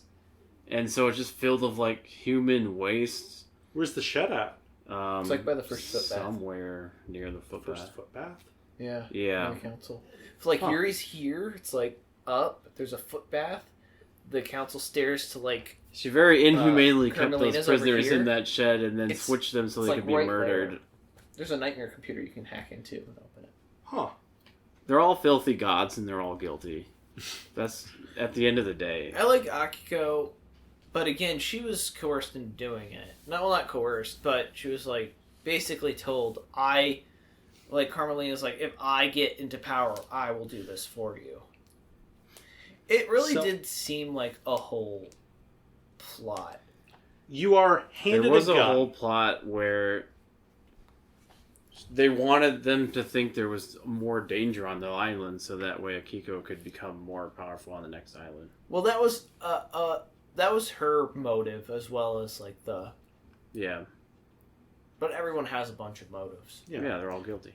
Everybody's guilty. You're handed a gun, and you're asked, who here is guilty? If you say a name, you get to shoot them. And you run into the situation where, provide evidence. Well, yeah, but you at the end of the trial, because you can accuse the same person for multiple crimes. Or you can choose multiple people for the same crime. You only get to choose one. There are times where it depends on how the trial goes. I accused Lydia of something really early on, and she wasn't guilty of the Lydia and Sam are a pair, though. Yeah, but they were. But I accused Lydia of something early on in the trial, and while she wasn't guilty of like killing the council members, they were like, she is absolutely guilty of breaking that seal because someone else came out and was like, I'm not doing blah blah whatever, and so she was found guilty there for that crime based on like very minimal evidence. That I was just like, why would we continue with the? Obviously, I'm wrong in this specific situation. Sure, maybe she's guilty of the other thing, but they were like, the judge was like, boom, guilty. And then that seal crime came up later, and it was like, so far we got Lydia. Is there more evidence? And I was like, sure, I guess. This person also broke the seal, so there's multiple people for some crimes for me. Also, fucking they didn't get multiple gunshots for it, though, which was a little disappointing. Yuri had some fucking bloodlust going on. Because every time you, like, even look at him during trial, he would be like, hey, I want you to kill this person too, actually. Yeah. Like, the moment he was convicted, he just wanted people to also hang. He only did that once for me. He did that, like, 3 times for me. How'd your trial come out? Okay, here's the thing. When I was talking to everybody before the trial, there's a line that Lydia and Sam say where they're like, hey, Love dies. Like, we're going to be all right, right? When? And when you walk around, you talk to all of them before picking up your gun. Oh, I didn't do that. I didn't talk. I talked to like one person, and then I should have talked to everybody. I talked to Akiko, and she swore at me, and I went back to like my podium. Me too. So, really? Yeah. I was like, never. This isn't that important. Whatever. So after they said that, I stood there for a moment and decided, well, everybody's like on death row right now, right? If I convict them, they are dead. And the way that this is set up, everybody but Crimson Acid and Doom Jazz is involved in such a way that there is a crosshair on them. Those are the only two with clean hands. Crimson Acid and Doom Jazz. Not Henry Division? And Henry Division, yeah. So I decided then... Henry didn't really do anything. Yeah, Henry didn't do anything. He's free too. So those are the only 3.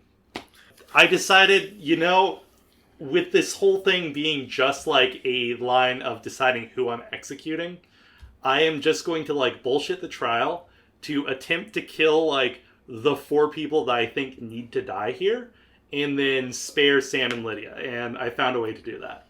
I didn't know how it was going to play out. I didn't either, so I was really scared that if I convicted, what's his name, Witness, that he was going to take Sam and Lydia down with him. And he didn't end up doing it. Sam and Lydia are like, your friend. They're your quotation friends. And They when want go to you the to next feel island, bad you're not for, gonna have- but I they mean, technically, were they're all ba- your friends. They were bad. I also, I accuse them. I They're also- dead. I gotta say, I think, I lost my train of thought. Oh, My only survivors: Doom, Jazz, Crimson Acid, and Henry. I'm just saying, everybody else is fucking guilty. Okay, Crimson Acid was maybe. She didn't really do like anything. I crazy. killed Akiko because I had to be able to set it up the way I wanted. She's guilty. Killed Carmilla because, like, fuck her, she needs to Well, die. yeah, She's she's- gonna ruin everything the if she worst. stays alive. how did you know that Witness and the Daybreaks were in cahoots before the trial? Because of the fucking PDA, the pad that... Oh, okay, so you find the PDA Yeah. that allowed Witness to send the code The PDA. to, like... Yeah, there's a Yeah. little computer, Okay. so she could have remote access to the nightmare puzzle. Yeah. that sends the code to Lydia. And Lydia's tire tracks were above the hill that overlooks the puzzle solution that allows you to get through the second seal. And that would allow her to, like, confirm what the solution is for her team. There's the repelling gear in the tire tracks on top of the council building that would allow someone to get inside. And Sam is the one that stole the blood trace of one of the council members, which would be required for getting through the third seal, which would be required for Witness's plan to work, because Witness doesn't have, like, a Kiwami Eyes child on his side to get through that, right? Yeah. We didn't mention the demon in the box. At the very least, Sam is required for Witness's plan to work. But it's likely that they're both working with it because Lydia's tire tracks are everywhere. Now, Lydia's car carried the box. I was there. being so... I didn't connect those things just because I was like, they're probably innocent and doing it for sketchy reasons, but they're not guilty of anything here. And then it was revealed to me in the trial that they were working with Witness. Really? Yeah. Oh, I had all that, like, fully figured out beforehand. No, not at all. And it was really funny because, like, when you're in the trial, I was hoping to, like, not mention the demon to see if I could, like, get away with... I didn't want Witness to live, but, like, I figured I if accused Witness... the demon too. I figured if... The the judge council, said, the I demon." want to know who Oh. exactly cut the throat or whatever of the judge. And I just said, oh, it was like, it was well, the child. technically, it was a demon. It could be either. It was probably a demon, but it could be either. The only gray area is whether or not what's his name actually killed anyone, or if it was all. or if the he just demon. wandered in, got shot, and then wandered out and was like, No. "Yep, they're all dead in But there." he does have their blood on his knife. He said he killed them. He said that, but also the demon killed everyone too. Well, here's the thing. I There's think- a bullet in the demon's head. Dead. And a bullet in him. And a bullet in him. He's not dead. I think They there's both two have teams blood on going them. on, right? And you can Sure. find evidence for either. And if you were a new player playing this and you figured that one side was a red herring and the other side was the one that actually did it, you absolutely could go through trial like that and just accuse one side, and everything works out perfectly. And I think that was Oh yeah! by Spoiler design. alert. What Yeah, do I you think mean that's- everything works out perfectly. I think that's the reason why you can find enough evidence that the demon did the killing and enough evidence that that kid did the killing. Oh, Because either one works. And I think that's why there's if you very... know about one and not the other, when you Mhm. get to trial, I think then- that's why there's so little information inside the council room, because they wanted it to, like, be this, like, black box that works either way. That fit a puzzle piece that fits either puzzle. I felt bad at my trial because convicted? Accused. I accused Crimson Acid of killing KHX because I forgot Oh. that she was What? like because I saw in like the piece of evidence it was like a The letter haircut? that was like no, I mean I already knew they like there was correspondence between them, but there was a letter that was like, I'm going to tell the council on you for X thing, and I was like, and she had a lot of evidence, so I was like, I guess I'm just The going to ring. convict. Huh? What about the ring? Yuri? Yeah. It probably was Yuri. It was Yuri. absolutely Yuri. It was Yuri. 100% Yuri. Well, here's the thing. Immediately, she was like, I told you that, like, I went and, like, talked to him about it and, like, talked him down from it. And I went, oh, yeah, I completely forgot that. So I was just shooting in the dark. She got convicted either way of it. Like, there's no backing out of that one, which I felt bad. I had already done that to Lydia. Did she die, or was she proven not guilty? No, she went down for it. Oh. Huh. But because I had evidence there. I was like, this. That's kind of shitty of you. Yeah, I just went through it. I was like, because there was nothing else I could do at that point. You know what I mean? I guess I could just not say the stuff I found. I'm surprised I did good, but it's because if you find all the evidence, you can't do too bad. Yeah. Well, I guess it depends on who you accuse, but my trial. I'm terrible at these kinds of games. Doom Jazz is the only person alive, and Henry Division. Those were the only two people alive at the end of my trial. You took everybody down. And I went, oh shit! You should have found a way to kill Doom Jazz too. Well, here's the thing. I exited. You can go talk to people. Yeah. So right. I went down and talked to Doom Jazz, and I went. I saw the options, and I was like, after the trial's over, you get your gun, and the judge tells you if you want, you want the next island to be perfect. So if you feel that the person needs to die, who's not dead, you can go kill them. So I saw the options were exile, shoot, or what? There's some other word. It wasn't like necessarily shoot. Kill. Maybe, I don't know. Execute. There was like, never mind, execute, exile. Yeah. So I went and talked to Doom Jazz, and I was like, oh, exile, I assumed is what I just returned from, as justice. So I was like, well, I'm not just gonna exile Doom Jazz, and I was like, I wonder what execute does. And so I clicked it, and it shot him. He was like, it was funny because she was just like, I don't know how, but you were involved, and then just shoots him. And I was like, oh, wow. And I was kind of disappointed with the whole trial beforehand, just being like, it was like a disco thing, where I feel like I couldn't really figure anything out on my own. And it was like leading me down a path on its own, which is like fine. And I think there was more that the game was saying rather than just, a true story and a not true story. I felt like the two murders were the two conspiracies were a little weird. I don't dislike it. I don't think it's a bad thing, but I was a little bit deflated during that, being like, they both just kind of did it? I don't know. Or that there wasn't a huge grand conspiracy that you could unravel. But again, didn't matter too much for me. And then I saw that option. I was like, I wonder what that does. It was like, I know you're involved. She shoots him. And I was like, oh, no, this is all very intentional.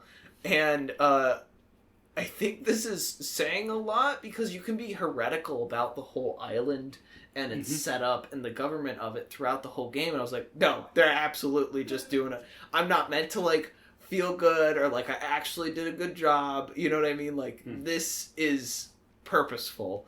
Including that part. So then I went and talked to Henry Division, right?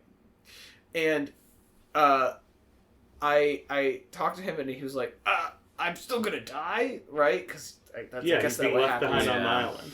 And I was like, oh, well, that fucking sucks. And I wasn't gonna exile him either. And I went to click exit, and I misclicked. This was an accident, and I shot Henry too. You just went around shooting people. It sounds like the judge just handed you a gun, and you didn't really even need a trial. You were just gonna kill people.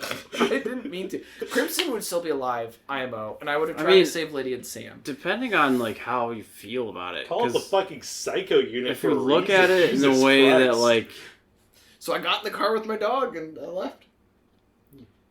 There's always corruption, there's always schemers. So you could argue that, regardless of what happens, you would want everyone murdered in order to make the next island the most perfect. Yeah, but striving for perfection is futile in its own right. Yeah. I think the Syndicate is a doomed and evil, Yeah. But you're part of it. I'm saying if you're playing that part, if that's your, head canon, then it makes sense. I don't know. I want to kill the people that, are going to make living on the next paradise impossible so that I can go there and just drink with my friends. And that's how my trial was designed to. Yeah. I love the fact... Except I killed everybody, except for those, oh my God. those three. Want to know something really funny about how mine went?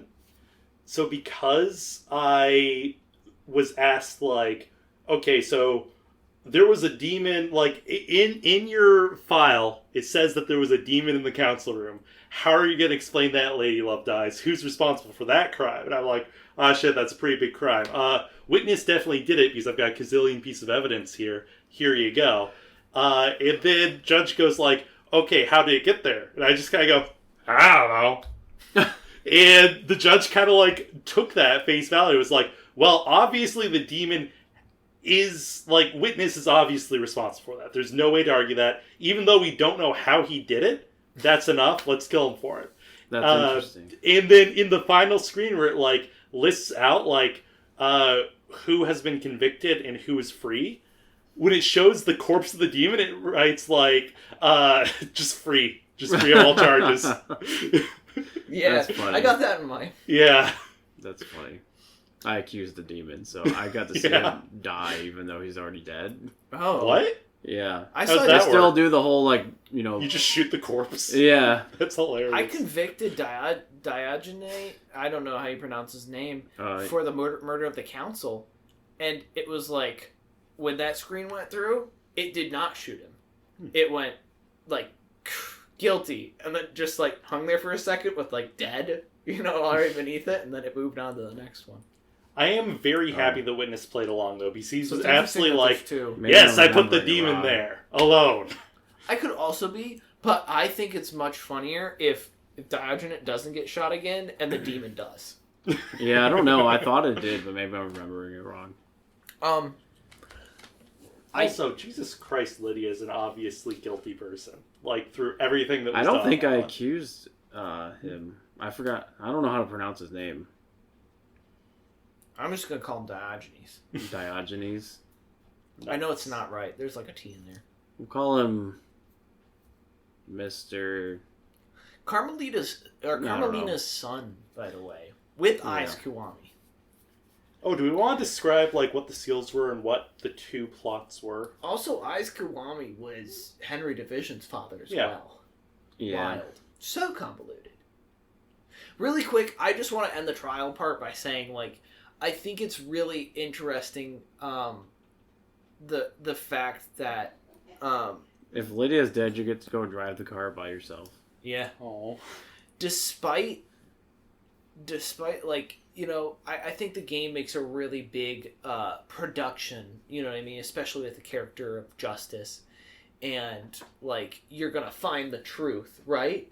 And then ultimately in the end it does just boil down to you are an arm and a functioning part of the syndicate, which is imperfect and corrupt, and I think will continue to be.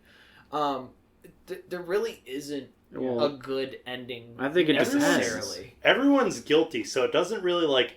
But you've been The in trial exile for doesn't- so long, you're really not a part of them. You sort of are still, though, because But you're you're- still the gun. You're delivering, Yeah, the but if you justice. kill everyone who's guilty, then you're not. Here's the thing. Everybody's guilty, except for, like, Doom Jazz, because he's a perfect golden retriever, and Henry. No, I know he did it. I just don't know. I can't prove it. Well, but I know exactly. it. And Crimson Acid. Exactly. So you're basically, you're not really there to put on a trial. It's a fucking kangaroo court. You're Yeah. there to just decide which of these characters you think should die. And the Based game- on, like, your own convictions. And the And game- that can be just, like, for any reason. You might decide the way the trial goes because you think, maybe I like the Syndicate. And I think, like, if these specific people die, the Syndicate has a future. Or maybe you just shoot them all because you've got, like, some sort of twisted sense of justice where you're like, everyone's guilty because they've all been, like, connected to this. Fuck the Syndicate. They all need to die. Yeah. Or you might just do what I did and decide, like, well, everyone here sucks and is probably going to like it. I don't like the Syndicate, so I don't want it still around. But I do like Paradise, so it's still going to be around in some degree. And, like, if I just, like, kill the people that, like, are conspiring assholes, then I get to, like, keep living with my friends on the next Paradise. Well, But see, living with your friends thing makes you corrupted.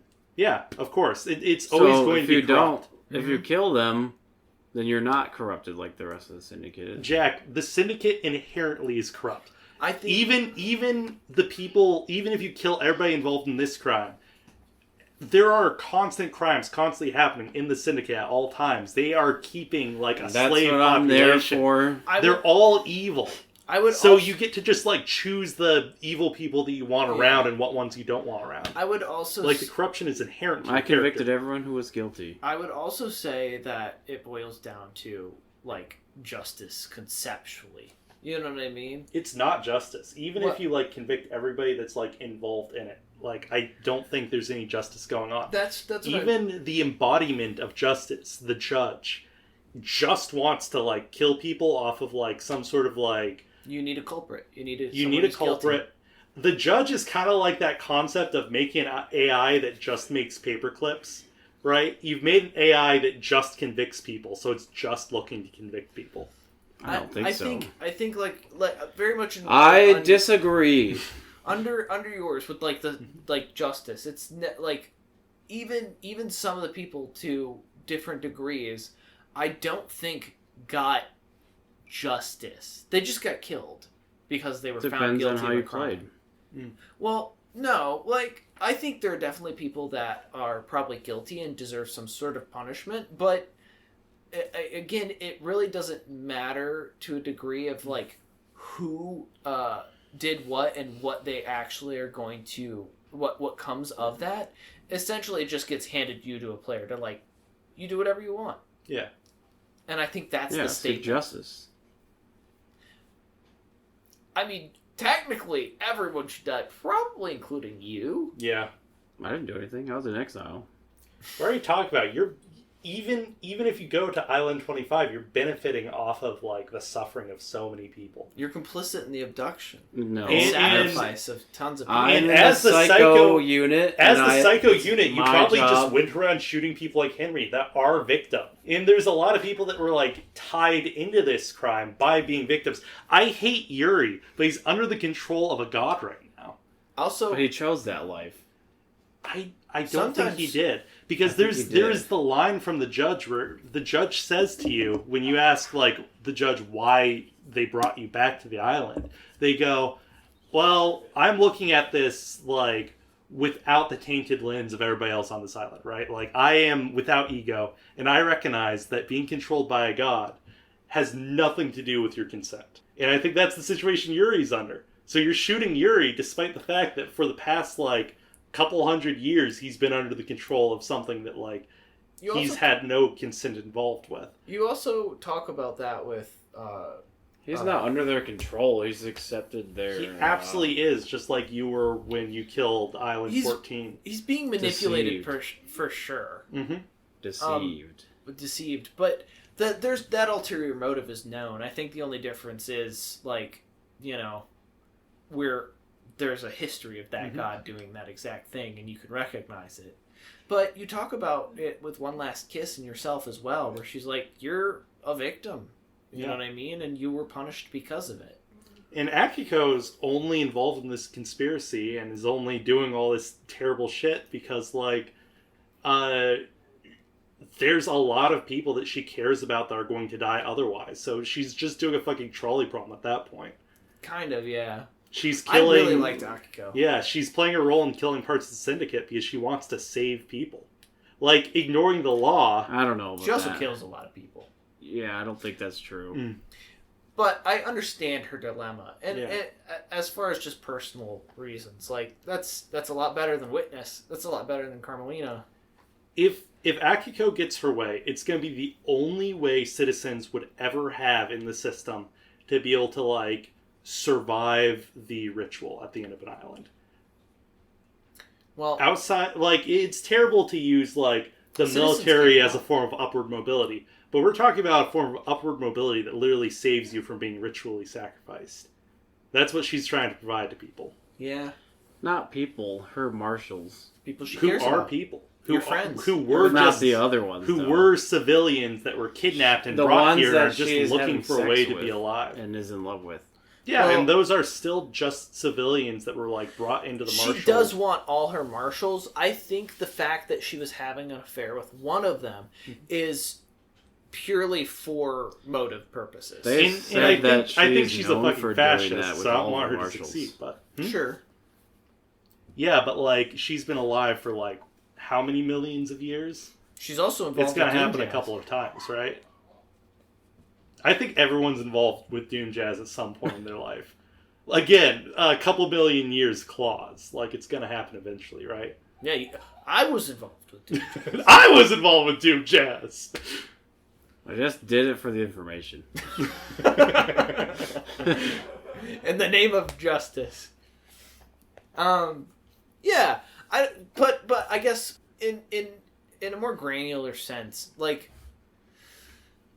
Lydia and Sam didn't know what they were doing, but they're getting the same punishment. Yeah, they knew They what they were did fucking know. doing. They're assassins. They know when they're putting a box into the council room 2 days before the council all are going to be there. That's going to be an explosive or something worse. They knew exactly what they were doing, and they just wanted it to happen so that way that they could free themselves They want from it the out. next island.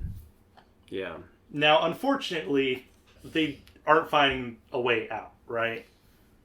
Like, their method of exiting requires you not succeeding. I suppose. Even then, I don't think they would have had a way out no matter what happens. I think Because they the were next promised a council way isn't out. going to let them. So, fun fact: if you kill both Lydia and Sam, you get a little graphic at the end that says their love cannot be stopped or something like that. It's just Lydia and Sam. But if one of them is alive or both of them are alive, you don't get that. And How do you have only one of them alive? there's technically a way I can do that. I was reading about this. And if one of them's alive, if it's Lydia, I think that it can only work out that way. I don't think you can have only have Sam not go down with Lydia. But if it's just Lydia alive, she disappears. You don't talk to her afterwards, and you still drive the car over to the island, but you like say a little thing to yourself about being like, guess I gotta like watch my back for the rest of my life. Oh, really? Yeah. No, because the only way to get to the other island is by the car. So Lydia's left on that island at that point, right? Maybe. Maybe she uses the jet ski to get over. I don't know. I don't know. Paradise Killer 2. I was like... You're investigating the investigator's death. Early on when I found the y'all found the device that causes the death screams, right? Mm-hmm. When I found that, pretty early on I was thinking like, well, the only people that could have planted this here were Sam and Lydia, right? Because it's like not reachable from land. And then I found the jet ski and I figured, fuck. You know what? Never mind. I think that was also The jet ski. The one that you reach the god with. Oh. What does that have to do with it? They could have jet skied over to where the door is at and placed the device Like you there. can physically get there. You know, the death scream I thought it was device. Witness that put it there. I thought it was It Witness too. is Witness that put it there. That- But that he would was have the- had to put it there through someone like... That was the thing that acting I didn't in understood his interest. lined up, and I assumed when I went into the trial that there was only going to be one big conspiracy that just kind of whirled into everyone, but didn't. Yeah, And I was I very thought it was all confused going by to be that. one, but it was actually multiple. Because I thought everyone was covering for everyone else, because why would the death scream set off Henry Division if that wasn't even his plot to kill them anyways? Well, I think the death scream was actually there so they could try to use it to kill Division- Garcia Bloodlines, right? Gracia Bloodlines, whatever her name was. Last Kiss. Oh. For the action. And they had just left it there. I Do you think... think it's that old? no, I think that was somewhere Really? else. Yeah, they were in the building. They were in the That was somewhere else. They were yeah. in the Marshall place when that happened. Yeah. Do you think it was there because Witness didn't know that the other plot was happening? Because you can't like step out Witness of the didn't room know on the other island. plot was happening. I And think that then he was kinda planning clear. on also using Henry Yeah, as a they both scapegoat. planned it at the same time. Yeah. Which again feels a little clunky to me. Like I don't agree with whatever that guy's name was. I'm not even gonna say it. But Well, what if you didn't know about the other plotline happening and you only found the Witness one, right? You would have to have some way of justifying how Henry broke free, and that's how you would. I guess so. Yeah, but then It is designed specifically so that you could find either plot and think that it's just that, or find both and realize that both are happening. Then how is the other side going to set up Henry Division? Akiko, let him go. Like, stop watching him. How would he have done anything? He's like on inhibitors. It's like, all right, Because go that's ahead. the like. Here's how they could do it. Henry They didn't could- do anything. Henry didn't do anything. Akiko took him and walked him through the portal. Oh yeah. But if the other side plan panned out, what they could do is wait for a time when Akiko might step away, activate the device that allows Henry to break free by giving him enough adrenaline they can like overcome the inhibitors. Henry breaks out because he's like big demon mode Henry, right? Mm-hmm. While Henry is broken out and people are hunting for him, they could cause the death of the counselors by like calling the box and releasing the demon at that time. Yeah. They really just need a Henry that does not have an alibi. But then there's the And- body of the demon in there. Yeah, but it's a sealed room. Lady Love Dies showing up at the island is a wild card. Nobody expected it to happen because that was Judge taking over and then causing it. Yeah, no one factored her into it. And so they assumed no one was going to get into the room before the island is wiped and they're at the new island. So long as there is any period of time where Henry's unaccounted for, if that alibi is destroyed, then when the council members don't come out of the building, if they have somebody kill the guards outside of it, they assume that Henry got in. I wonder if you could just have everyone live. Maybe if you accuse Henry. If you Just accuse the dead demon for everything. well, I think I'm very serious. Or Diogenate. Huh. I think that no matter what the conspiracy of If you do a Actually, I'm not bad sure. enough job, do they just when I was accuse speed Henry? running, I wasn't reading, so I don't know what happened exactly. I would assume if you do a shitty job in the court, they just kill Henry, right? Also, I think Yeah. I accused Akiko for the first crime, and she went down for it. The first crime was releasing Henry, Well, yes. If you speed run, you accuse her with no evidence. So Oh, I see. Nothing happens. Oh. How do you have the demon? You don't. Who do you... You just accuse her. There's like What happens? you don't know anything, so there's less crimes and there's less people to accuse, and you accuse whoever's up first because you're just button mashing for Yeah. the speed run. What, Sorry, Kiko shouldn't have had a name starting with A. Yeah, What happens? I don't know. Nothing really. I think Henry is guilty, and then you just bolt out of that courtroom down to the fucking car as fast as you can and get out of there so you can get it in less than 10 minutes. What's your time? I don't know, Oh. but I'm very curious. it felt really fast. Like I got there way faster than I thought, and I took a different way than How- what they said online. How pissed off would y'all have been if I just did that? It would have been funny. I guess I didn't know that I could do that. I was so worried about getting the trial wrong, and I kind of had like, because I had a moment like this with Disco Elysium 2, which is another game I thought about as far as like how the ending of this felt, which was like, I really would have, I would like a game at some point where I have to put the pieces together, and like get to figure something out, and you Mhm. kind of do throughout this game. But it was different. I It's definitely more felt of the like, exploration and finding the stuff yeah, than it is like, piecing together the. like the murder mystery and the detective. Yeah, that's not the vibe. The vibe it's going for is like the collection, and the experience, I guess. and that's fair and very worth it in its own right. But when I messaged the chat, I was like, I don't know how I feel about the ending. Mm. That's what I was talking about. And again, I think it ultimately serves a bigger purpose of just being like, you know what? You know what justice is? Your justice. You get to decide what to do. You are. And I like that open-endedness. Yeah. Because, you're impartial because you've been in exile. Well, I don't think it's necessarily that you're impartial. You probably would have done that. It is. That's the reason why she took you out of exile, because you're the only person there who would not have been involved with anything. but you're also an I ex-investigator. just realized something. Well, yeah, that too. You just happen to be ex-investigator, If you were which in a, helps if you were in a, if because you it's a hadn't, video game. if you hadn't been exiled, do you think you would be involved in this, or do you think you Yes. still gotten called in? You would have been involved. You would If not have been Lydia called and in. Sam asked me to, I would be. She's We still don't know what happened to the judge. We don't know what happened to the dog. The or dog the is- other dog. Presumably the No, judge the other leaves. dog- Oh, no, gets in no. the car with you. Yeah, the other dog's in the car with you. Did we murder her? In my head, I think I just killed that lady's dog. Carmelina. They're Oh both yeah, I guilty. forgot you're a cop. They're both You're guilty. guilty by association. Yeah. Bad dog. I forgot the Psycho unit plays by ATF rules. But that's the thing, right? I feel like different people would get different punishments for it, but it's not. It's just like, you're involved, gunshot to that. Because they're syndicate. They're higher powers. They're on different terms.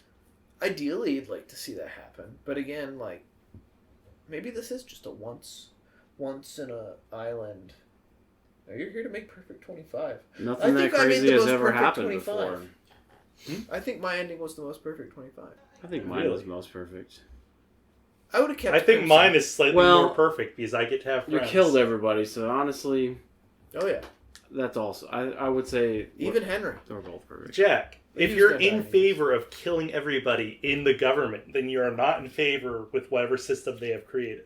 Not everyone in the government. People on the island. Mm-hmm. You know what? You don't think some of the people on that island weren't benefiting off of this? They weren't. You know what I I think? guarantee they knew because they were probably the only I was gonna way say. that the motives of so many people that were part of this conspiracy work is if they already knew who the next council was going to be and were guaranteed through it. Again, like, clean sweep. You know? I think it is hard to believe that there aren't people who have been ferried over already who were also part of it. Yeah. Well, yeah. If they were to make a sequel, which they said they're not going to. Da-da-da-da. That could The be plans the next only work plot. if they are. Interesting. I think good game. Again, I was a little like But- deflated and you at would first have by to the have- ending. But Maybe the only think it was people, poignant. those people stayed behind on purpose because they were plotting all that. And the other people on the next island didn't know. could be. But all the people that stayed behind, like 90% of them cannot make it onto the council. They could if their plan went through. Killing the previous council does not allow what's her face the architect to be able to go on to the next council But the unless threat the of next demons on the council next island would have put Akiko in a higher position of power, and then also the architect, she wanted to be in control of whatever, because she Two created the conspiracies perfect just island. Seems so messy. I really wish they would have just all worked together for one that you could just unravel they're- like a string pulling loose. And the witness, he just wanted everyone to die because he thought they were all fucked because they weren't worshiping the gods least favorite character. properly. Least favorite? You're- Doom Jazz? Wow, Really? interesting. Yeah. Hello, lady love. I mean, I hate Yuri, as a person, but he, is more interesting as a character. I think I Is that- hated... I keep forgetting her name. Carmela? Carmelita. Carmelina, there we go. Most, actually, not Yuri. My least favorite was Witness. Dude, fuck Witness. I kind of like It was Witness. pretty annoying. I I like hate the whole Witness. plant motif he's going on. I could give a It shit. was very less. strange. He sucks. I love dreaded this having to talk concept to him. of diligence of people he knows being measured by how well they take care of the gifts he gives to them. That's such a dick move. Honestly, I love it. Actually, I might hate Sam more. Sam? I love Sam. I hated talking to him. I liked Sam. It was so annoying. I Talking love about the talking fucking to him. drinks and shit. It was just. No, that was endearing. I didn't like it. No. Probably No, because no. I've had so No. many conversations like that where you have to just bullshit through it. And he's just such a liar, too. He lied to me so much. Do you realize how often at my job I have to pretend like I know things about tequila? So. I have to be like, have you seen this trick before? And ring the little bell that's on top of it. Before we stop, can we talk about Crying Grudge? I didn't think we were going to get to actually talk to a god, but that was really right. cool. Yeah, we didn't talk about the only god. I like was that the left god on is the just island. fucking, he's just a guy. He's just a guy that sucks. He's a big guy. Good Are design. you? he's a god, and he's like, yeah. He acts the way I thought he was going to. Yeah. He's like, yeah, I don't really care about you because I'm a god. I loved how he responded when someone finally told him the council were dead. I love that nobody told him the council was dead, first and foremost. I think outside of Witness, people on this island don't give a fuck about the gods. They like the power that they are given by the gods, and they like trying to like run a weird society built around the warship, because that is something that they can like justify their actions through and justify like having this weird power structure through. But I think when it comes down to it, even though they do their prayers, nobody outside of Witness like actually cares about the gods. You're right. That was Witness's whole thing. Yeah. And I think that's really interesting. I think that's like how religion is used in real life too. I just don't like Witness. Hashtag deep. I like Witness. Anything else? Witness Before might have we been one of end the this- first ones that I Before we witness the maximized end of the hangout. podcast. I really liked at one point, you're talking to Shinji, and he's like talking about a musician he likes, and then you're like, you go to like be like, oh yeah, me too, because I think you ask what he does when he gets down. No, what he asks you what do you do when you're down? You're like, I don't know. What about you? And he's like, there's this musician I really like. And you're like, oh, I actually do that too. And he goes, stop, Love Dies, uninterested, and then continues talking about his thing. And I just thought, I love Yeah, that's Shinji pretty so funny. much. He gets to say his piece and then leave. He doesn't have to have a conversation. I liked when I was talking about music with Doom Jazz. There are times with Doom Jazz where he'll say something that belies a greater intelligence. Yeah, that was interesting. Like that kind of stuff. Dead Nebula rep apparently calling their boss a moron, and thinks that the boss also thought that it impressed people to expose a hole in the OS of their systems. We didn't Very talk funny. about the Dead Nebula stuff. Very really. funny. They definitely said mouthfeel at one point when referring to drinks, and I just went, huh, and then moved past Nix that. Yeah. When you're playing on PS5, a lot of sound effects come out of the controller, and that's pretty cool. I love the idea of Dead Nebula Chaser. So many design things I think I just took note of. Like the goat eyes on chains that like you can hear them taking pictures of you like when you're near them. What? Yeah, like the surveillance features that are near all the computers. They just have like this big eye and it's got like the elongated like goat pupil on it. It's like the red color around it too. Just hanging on a chain and it follows you and like looks at you, and if you're Yeah. standing next to it you can hear like a shutter sound effect. I didn't even Like notice every that. 2 seconds. That's like I was sprinting creepy and all cool. the time. Again, the collection stuff, like, I thought I was pretty much done, and I was just doing collection, and I continued to find stuff as I did it that was just other evidence things. Very cool. There's always something to do. I can't stress how much I love the night sky in this game. It's probably my favorite night sky in like any game period. Which is a wild thing to notice, but that's just how good it is. I really don't remember the The night music- sky, honestly. The music is just fantastic. The music is one of the best parts, I guess. I really like Finding the tracks is what's really fun about it, and then you get to listen to it afterwards. Mhm. I've just been rocking the soundtrack just on the day-to-day on my phone. I probably will after we're done with this pod. It's good. There is also a B-sides album. Yeah. Also worth it. Mm. Also worth it. I think those are... There's some that they cut out, I think, or something like that. There is one of the final ones you get is about that, and I know that is on the B-sides. But yeah, they're both good. I really liked how they did the structure of the soundtrack, because a lot of the time, like, music is rooted to certain locations in games, a la Disco Elysium, you know, Yeah. different areas, and that creates a really cool effect. But the fact that they just had like essentially just a banger playlist, you know what I mean? Yeah. That gets shuffled throughout the island, and then they also have the speaker effect to really like The speaker effect is really cool. it does two different things. Like, you have your soundtrack in the game, but it also isn't just there for atmospheric purposes. It works that way, but it is also part of like the game world itself. Is a really cool way to sometimes involve it's kind of nice to be away and not hear any music at all. like on the Like, beaches yeah. and stuff. And then you come back to it, closer to the city, and you start hearing the music again, and it's like, okay, I'm getting back Very vibes. You know, it's really uncommon that I like just existing in a game like this one. I know we've said it a couple times already, but I just cannot stress enough how much this game does that. And it's something that I've only like felt in platformers, which probably is an aspect of the genre. Huh. I was sad that it was over, and I wanted to go to the next island. Yeah. Yeah. I wanted there to be a sequel. Have you... What? Well, are we done wrapping this up? Yeah. Their next game, it looks really fucking weird. What is I don't it? know if you've seen it. It's I like haven't. mascots. Yeah, something mascot, but there's like these also giant creations. Something about building like these giant creatures that are called mascots. I don't really know what it's about yet. I'm gonna But give my mascot an ascot.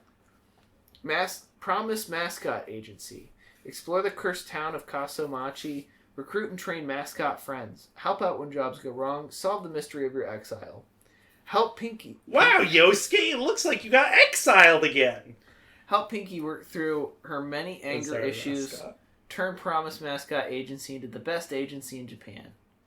interesting. What do you guys rate Paradise Killer? Ooh, 9.5 out of 10. I would do 9 out of 10. I'll say 10 out of 10. Really yeah. good game. Yeah, Are we doing point? Am I allowed to do 9.5? sure. Okay. It's gonna come out to a decimal anyways. Plus 10. And I divide that by 30? Is that the total? 3? By 3. Oh, yeah, that's right. You want to add those together first, right? Oh, yeah. It's basically Can a you 10 cut out of this? 10. Can you cut this, Jack? 9.5, please. It's a good game. But don't come into it thinking it's like a Oh. deep investigative, like detective game. I don't know what I think I was doing there. Very fun exploration. I Good just vibes. watched Noah put in 9 plus 9.5 plus 10, and then divide that by 3 and just get 9.5. Well, I wasn't thinking about it. Our highest rated game. Hell yeah. Highest rated Or game. movie. Yeah, take that, Zorch. butter guy. Oh. You know... Never mind. Also, hate on Signal. Feel free to take that out. I like but, this game. I like this game a lot. I really fucking like 9.5 this one. out of 10. Sad to leave it. Yeah. Yeah, Oh, we didn't do housekeeping. Is there housekeeping to do? always. I think it's the end. I think it's the end. Oh, okay. Yeah, a little You bit of are- housekeeping. This For trial all is of over. you, Sometimes we do stuff at the beginning. Now we gotta go get into the car and drive away. for all of you Constantine fans, you're great. Keep enjoying Constantine. I don't really have any news. I looked at it literally this past week. I think on Wednesday, and Any news? nothing really. It's in Oh. production. You know, it's happening tentatively. You know, past the official 2 is not something that Keanu Reeves would do, but instead is involved in making now. No new updates. How would we feel about someone else being Constantine? Like if they start over. I think Constantine isn't a man, but is an idea. I think whoever puts on the mask is Constantine. Like an actor who I want to play Constantine. Yeah. I want. Although, I want Keanu return. Reeves- Oh, I don't know. There's something about Keanu Reeves doing it that made it kind of special. I want Constantine Multiverse of Madness, where all the different iterations of Constantine have to do one big thing. I'll raise one worse one. I want Constantine. I was genuine. Hmm? Go ahead. I want Constantine as in City of Devils Constantine to be like fucking space jammed into like a live action Constantine. Whoa. So my favorite Constantine can return. You want a Who Framed Roger Constantine? Yes. Just for the most scrunkly man to be wandering around smoking cartoon cigarettes in a live action world. That would be good. A toon Constantine want that a does dog- not benefit from being a toon. About the next game we're going to do. Oh, yeah. We don't have to. Do we want to talk about it? We can. Do we? Like, do we want to introduce it, I suppose? Check out our next episode. It'll be Redefine Self. It's a video game that's also a personality test. And it's pretty cool. It looks, like style-wise, looks cool. I'm excited to play it. I've done 2 playthroughs. I have to do 1 more to get the full thing. I almost And booted you get it to up compare your results with other people and stuff, so that's fun. when I finish Paradise Killer. It's crazy how detailed it is. It literally tracks every single thing that you do. What? Times you on how long it takes for you to make decisions and whatnot. But Ooh. we'll get into that next time. But Shit. pick up. You should play Paradise Killer. I'm going to reach the end where it's supposed to give me my personality results. It's just going to say, you were eating chips while you were playing this, weren't you? I'm Yeah. going to wait and do it on like when I have a bad day, and then I'm going to do it on. It a day only where I takes feel an good. hour to run through. Really? Yeah, or less. I should do that tonight, then. But yeah, check us out on Instagram. We're Rogues Nerdery. Says an email. Email us, roguesnerdery@gmail.com. Listen to us wherever podcasts are Um, sold. Check out the Patreon, Rogues Nerdery. There's nothing really on there yet, but there might be soon. So Aren't you all proud? I made it through the But hey, whole episode. it's just support us. Let us know you're there, that you love us. And Aww. there's some people out there. I'm not gonna say names, but we're better than them. There's some people out there that are completely undeserving of love. We're just 3 Midwesterners, doing a podcast. And nowadays it's kind of hard to find a Midwesterner with good takes. it's hard to find a Midwesterner. Midwesterner. Hardly know her. There we go. Oh, Oh. Oh, oh, Oh. oh. And you're listening to Rogues Nerdery. I made it through the whole episode without saying this too is Yuri. I think you should be proud of me. Wait, what? What? Without Gut. without saying what? This too is Yuri. I don't get it. Like the genre? Never mind.